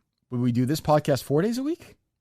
Would it be under the Barstool umbrella? I haven't seen your contract. I think you're obligated to do 5 podcasts could a Barstool week. produce that show? So you're saying like the Friday show would be you and Gerry? I have no idea. I don't know. Take it easy, Mike. You're fine. Like I think doing 14 hours a week of podcasting and then doing another hour of podcasting might be too much. Maybe. Yeah. I don't know. No? Or do you not think so? I don't know. I mean, if you and Gerry just got together on like a Wednesday night and talked about the stuff that I talk about every day? No, just what the Kirk and Callahan show used to. That old That's magic. We talk about that stuff kind of, though, is the problem. Mike's protective. There's no part of that. I like the idea of having Gerry. I've said it 10 times. Would you have an issue if I did an hour a week with Gerry separately from these 5 shows? No, I wouldn't have an issue with that. Good. I was concerned. I guess a lot of it depends on what you're allowed to do through Barstool. Well, I think my conversations I've had with people at Barstool seems to be that they would like that once a week, maybe under the Barstool umbrella somehow. Well, I mean, I guess that would make sense because, I mean, they want to sell it. Yeah, right. I mean, they're letting me do something for free in their minds that's going to be popular. Like, I mean, I love Gerry. Yeah. But, I mean, let's be honest, without me, you know what I'm saying? He's just an old crank who's yelling into the wind. Can I voice a concern about this? Go ahead. If you're going to bring Gerry Callahan into Barstool, it's already a little too conservative in here, That's a good point. That's a good point. I don't know. It's actually a good point to think of that. That's true. But, I mean, do you think I wouldn't mind having... Yeah, I'm open to anything because I love Gerry. But I'm not That's fine, but I want a little, I make you come, you make me come. Like, let's get Gerry in here once a week for an hour with me and Mike. Yeah, let's start coming all over the place. Yeah, that's what we do here. We're hypersexualized. I'll fuck Gerry. Have the place. Fuck Gerry, Mike. I'd love to fuck Gerry. Yeah. See. Get that. What better way to end the show? You're welcome. That was a freebie, even though I won this week. But doesn't that make sense? Yeah, I think it does make sense, but I guess my question is, we're going to have the studio, we're going to be renting it out, we're going to try to create a lot more content. All right, Gerry, I think what Gerry wants to do, and I just talking to him briefly about it. You know what? Call him. He's up. Call him. Ooh. The first ever Gerry Callahan appearance on the show. That's true. That would be a little more time to do it? Grandiose. 2.5 hours into a show? That's how I do it, baby. That's how I do it. That's how I do it. Well, that'll be nice for people. What? What do you want, Robinson? Tell me you quit the show. Yeah, do say. Let's see how he reacts. What is he doing? Hello? Hello? I can hear him almost. Call him back. What's going on? You are on. Are you running right now? What? Are you running right now? I'm using Portnoy's cell phone. You are live on the Kirk Minihane Show on Barstool Sports. I just wanted to, can I talk to you for 30 seconds? No such thing as live. It's on. Okay, it's on. Can you stop running for 2 seconds? I'm working. Okay, stop it's for windy. a second. Stop. I thought you were in Maine. No, I had to come home. Are you coming with me to Dana Jacobson's funeral on Wednesday or no? Was that not sad? He's going to be married to Sean Grant. That's a real tragedy. I just want to get. I just want to get you on for 10 seconds. This is not a big deal, but are you trying to steal Robinson away from me? No, you told me to call. You said he's the brains of the operation. But I'm hearing a lot of you talk to Robinson last night. You're asking Robinson, why did you? Why? Oh, hold on. Are you happy? Hold on. What do you think I am? A little fucking blind Mike with a laugh track? You told me Friday to call Robinson. He knows his kid. All right. Okay. Are you okay? But you have no idea. That? What's that? Do you forget that? Yeah. What we discussed on Friday? It's fine. I'm kidding. Are you okay with Call Name being your producer? I don't know. I haven't even met the guy. Have I? That's probably. Yeah, I think we have our answer. Yeah, I don't think you want to meet him. All right. I was trying to, because Steve, I was trying to figure out what you guys were talking about last night, and Steve has no. He's not saying anything, so I don't know if he's being cryptic or not. We're talking about you the whole time. We're talking about how crazy we are to get into business with a lunatic like you, a ticking time bomb who's probably going to turn on me again, and probably going to turn on him because that's what you do. Gerry, did you see the story out of Florida? A woman actually. I already noticed. She's actually her own mother. You're kidding. All right, I'll talk to you later. Goodbye. You have to listen. You have to listen to Tom Brady just for like one answer. He gives this one like 10-minute answer, and I swear to God, it's your fault. It's your fault. He's so happy. He's so optimistic. He's so full of love. He could say these things now. He could never say with you or me. He just feels liberated. Do you feel liberated being on this podcast now? Being on this? Yes. Yeah. When are you coming in the studio, Gerry? Have you ever spoken to Blind Mike before or no? No. I said I bumped into him in the bathroom. I heard that. Yeah, I have technically met him once, but he wouldn't remember it. Okay, we'll save that story for later. That's a great one. All right, I'm going to come in the studio when you move. You get we'll go. Yeah, we'll do it next week. All right. All right, I'll talk to you later. All right, hey, I love you. I love you. I love you. This is good, Kirk. Yeah, I love you. What? Have I not been great lately? Who had your back more at certain times? Just for the record, you turned on me. I never turned on you. Oh, please. I am not relitigating this right now. Goodbye. I'll talk to you later. If you steal my job, I'll fucking kill you, old man. No, he's off the phone, you pussy. Damn it. How about that moment right there, huh? That was awesome. There you go. See? There you go. That's how we do it here. Very cool. A big announcement. Do we even put that in the... I'm going to tweet that out right now. What? Ooh. Gerry Callahan just joined the Kirk Minihane Show. And then we don't put the audio in? That'd be great. We cut it out. Well, he's fine with it, right? I don't think he's going to sue us. I don't think so. No, you told him he was live. How should I tweet it? What should I say? A very special guest. I don't know. I'll figure it out later. All right. Whatever. All right. Anything else? How about we should give, by the way, with Mike's big weekend making some money. Who did you make this money thanks to, Mike? freesportsbookpick.com. freesportsbookpick.com. I've seen Minifans go there. If you want to go there and make some money like Mike did. By the way, if you follow Mike's advice to date, he is, 5-2 on the year? Yes. 5-2. You're making money. That's Folks, if you call right now, 888-BLIND-PICKS. I think more You Better You Bet might fit in there. How you doing so far on this? You Better You Bet in the pick so far this year? I'm doing terrific. Undefeated so far. You lost week 1. Oh, I'm the same guy? Yeah. All right, I lost week 1. I've made a resounding comeback. 2 straight lock of the weeks. Bring me 15 hookers now. How about that chemistry between me and Gerry, huh? Always right there. Electric, just like picking up right where you left and off. Somebody in the room is just dragging it down. Not at all. Dragging it down. Not at all. I'm happy to what be. What do you think, a blind Mike? Some loser? And that was an honor, honestly. Of course, you wanted that. You have some lapdog. I'm happy to be the mutt to your Kirk and Callahan. Get to listen to the Brady interview. It's great. It's your fault. What do you got? Red 13? And Red 13. Oh, by the way, freesportsbookpick.com, correct? Yes. Freesportsbookpick.com. You know what a lot of people don't instantly recognize about it? It's free. Free. F-R-E. It is a free way to help Kirk Minihane. Go sign up for betting advice. That's it. Go do that and let us know when you did it, by the way. Minifans, step up, okay? Stop slobbering over this lunatic and her fucking boyfriend who's playing you like a fiddle. And pay attention to wars. We're fighting wars here, goddammit. Do I have to outline any more today with this NBC? I mean, what the fuck? And you're sitting there going, yeah, hey, are you real? Are you not real? How old are you? Oh, what are you wearing? Yeah, I mean, Jesus Christ. She's a fucking woman, all right? Great. She's crazy. Believe me, she's going to be in fucking studio probably by Thursday, God knows. So, red13studios.com, red13studios.com. We didn't even get to Stephen Che, but that's all right. Always tomorrow. It's evergreen. I guess. And Cullen, also evergreen. True. Anything else you guys want to wrap up with or no? You know.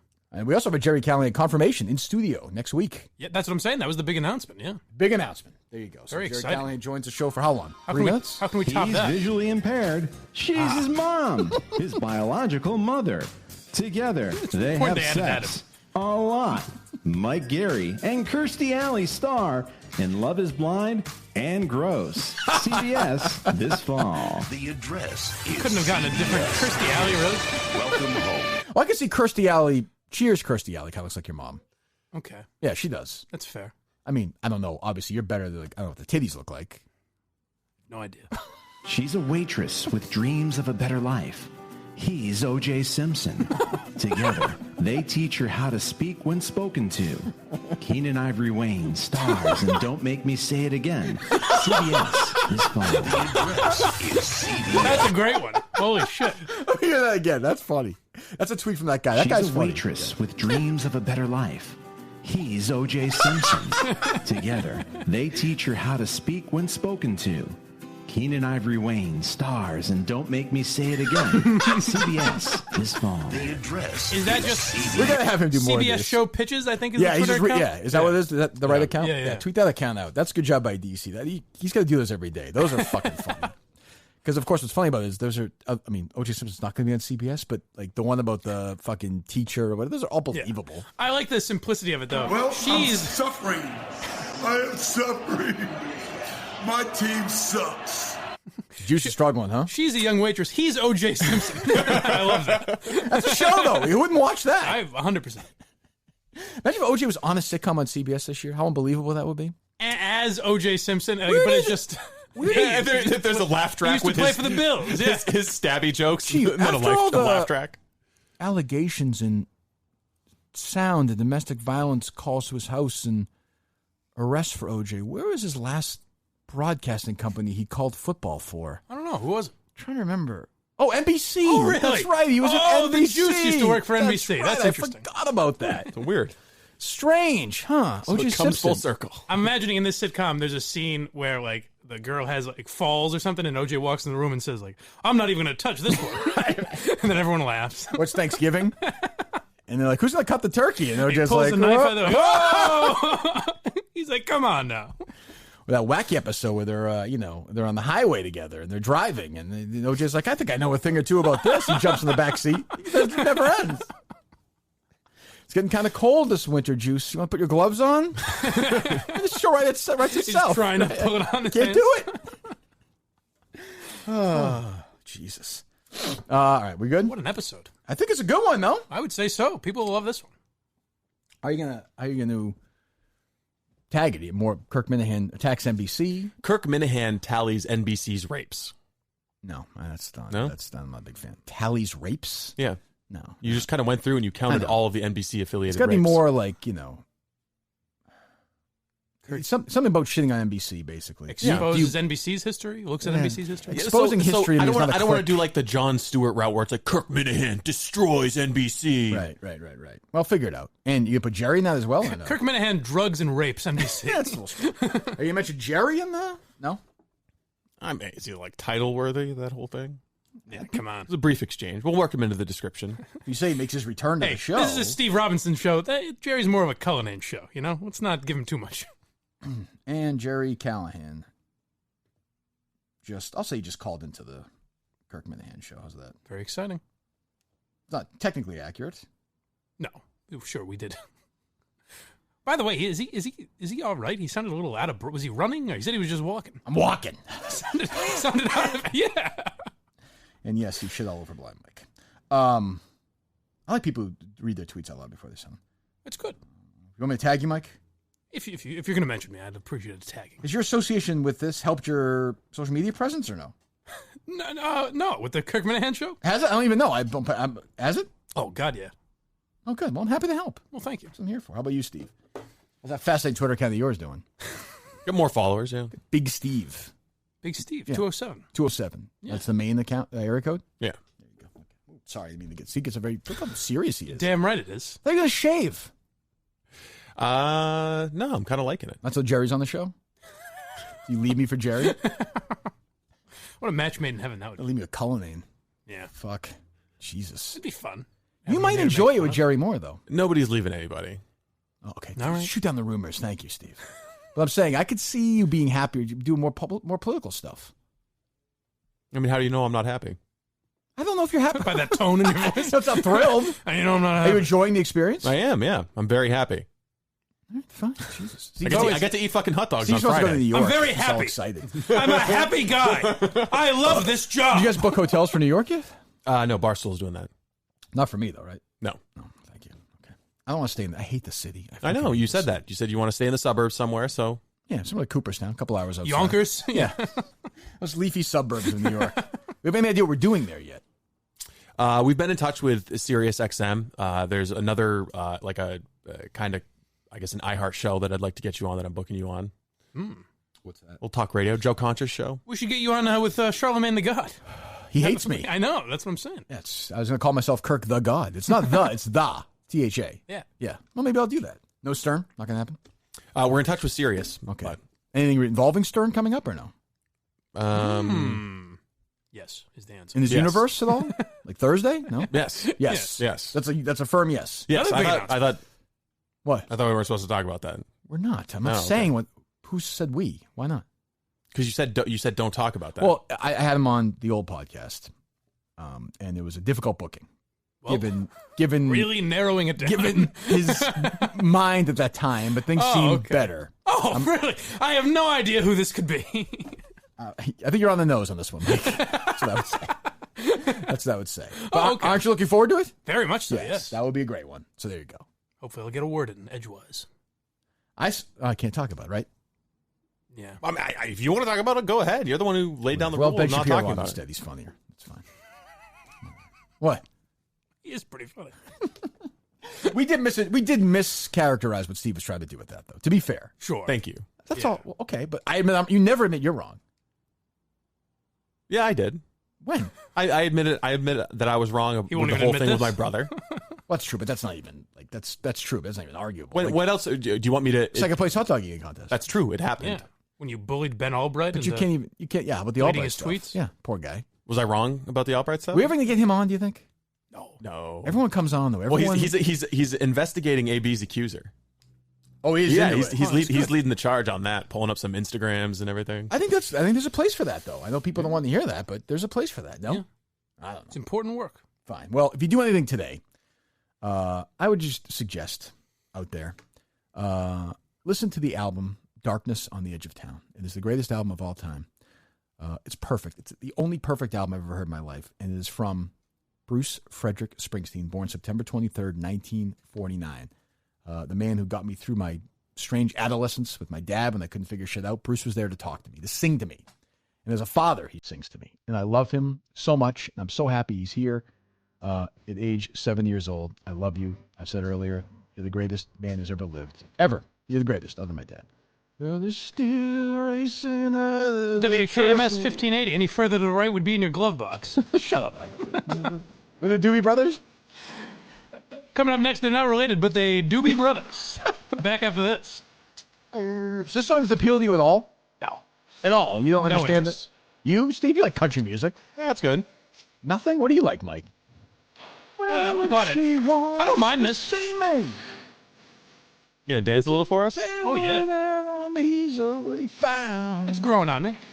I don't know that I would seek it out. There's a spot and Taylor. Come on, Mike. There's a darkness on the edge of town. Great song. Great song. You know the song, Steve? When I say Bruce Springsteen to you, what does that mean to you?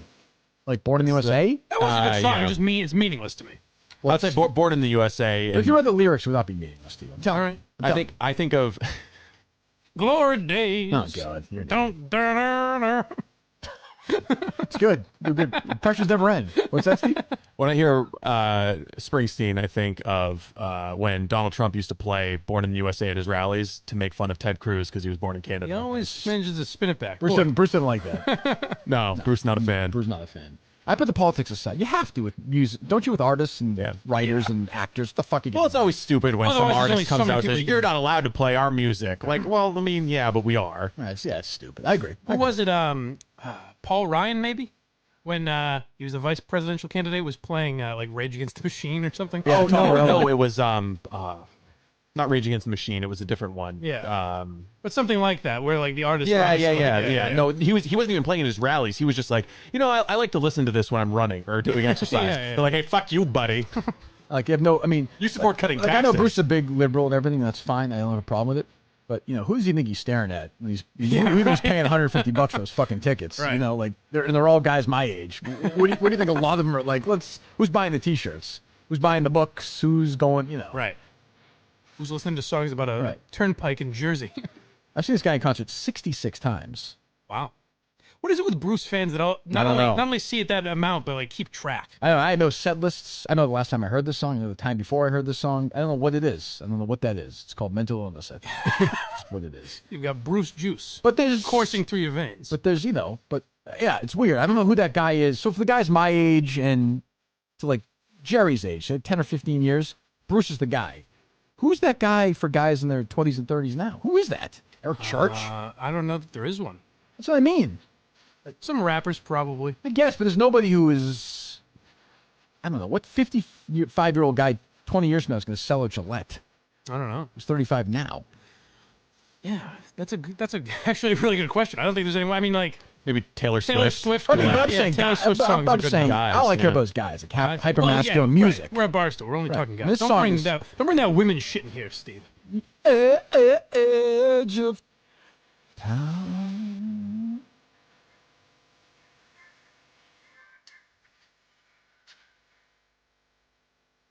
Oh, you know who it'll be is a country artist. Shut up, Steve. Luke Bryan. I said Eric Church 10 seconds ago, you idiot. Shut up. Sorry. Let Professor Roy play me out, would you? Professor Roy. Hey, Professor Roy. Yes.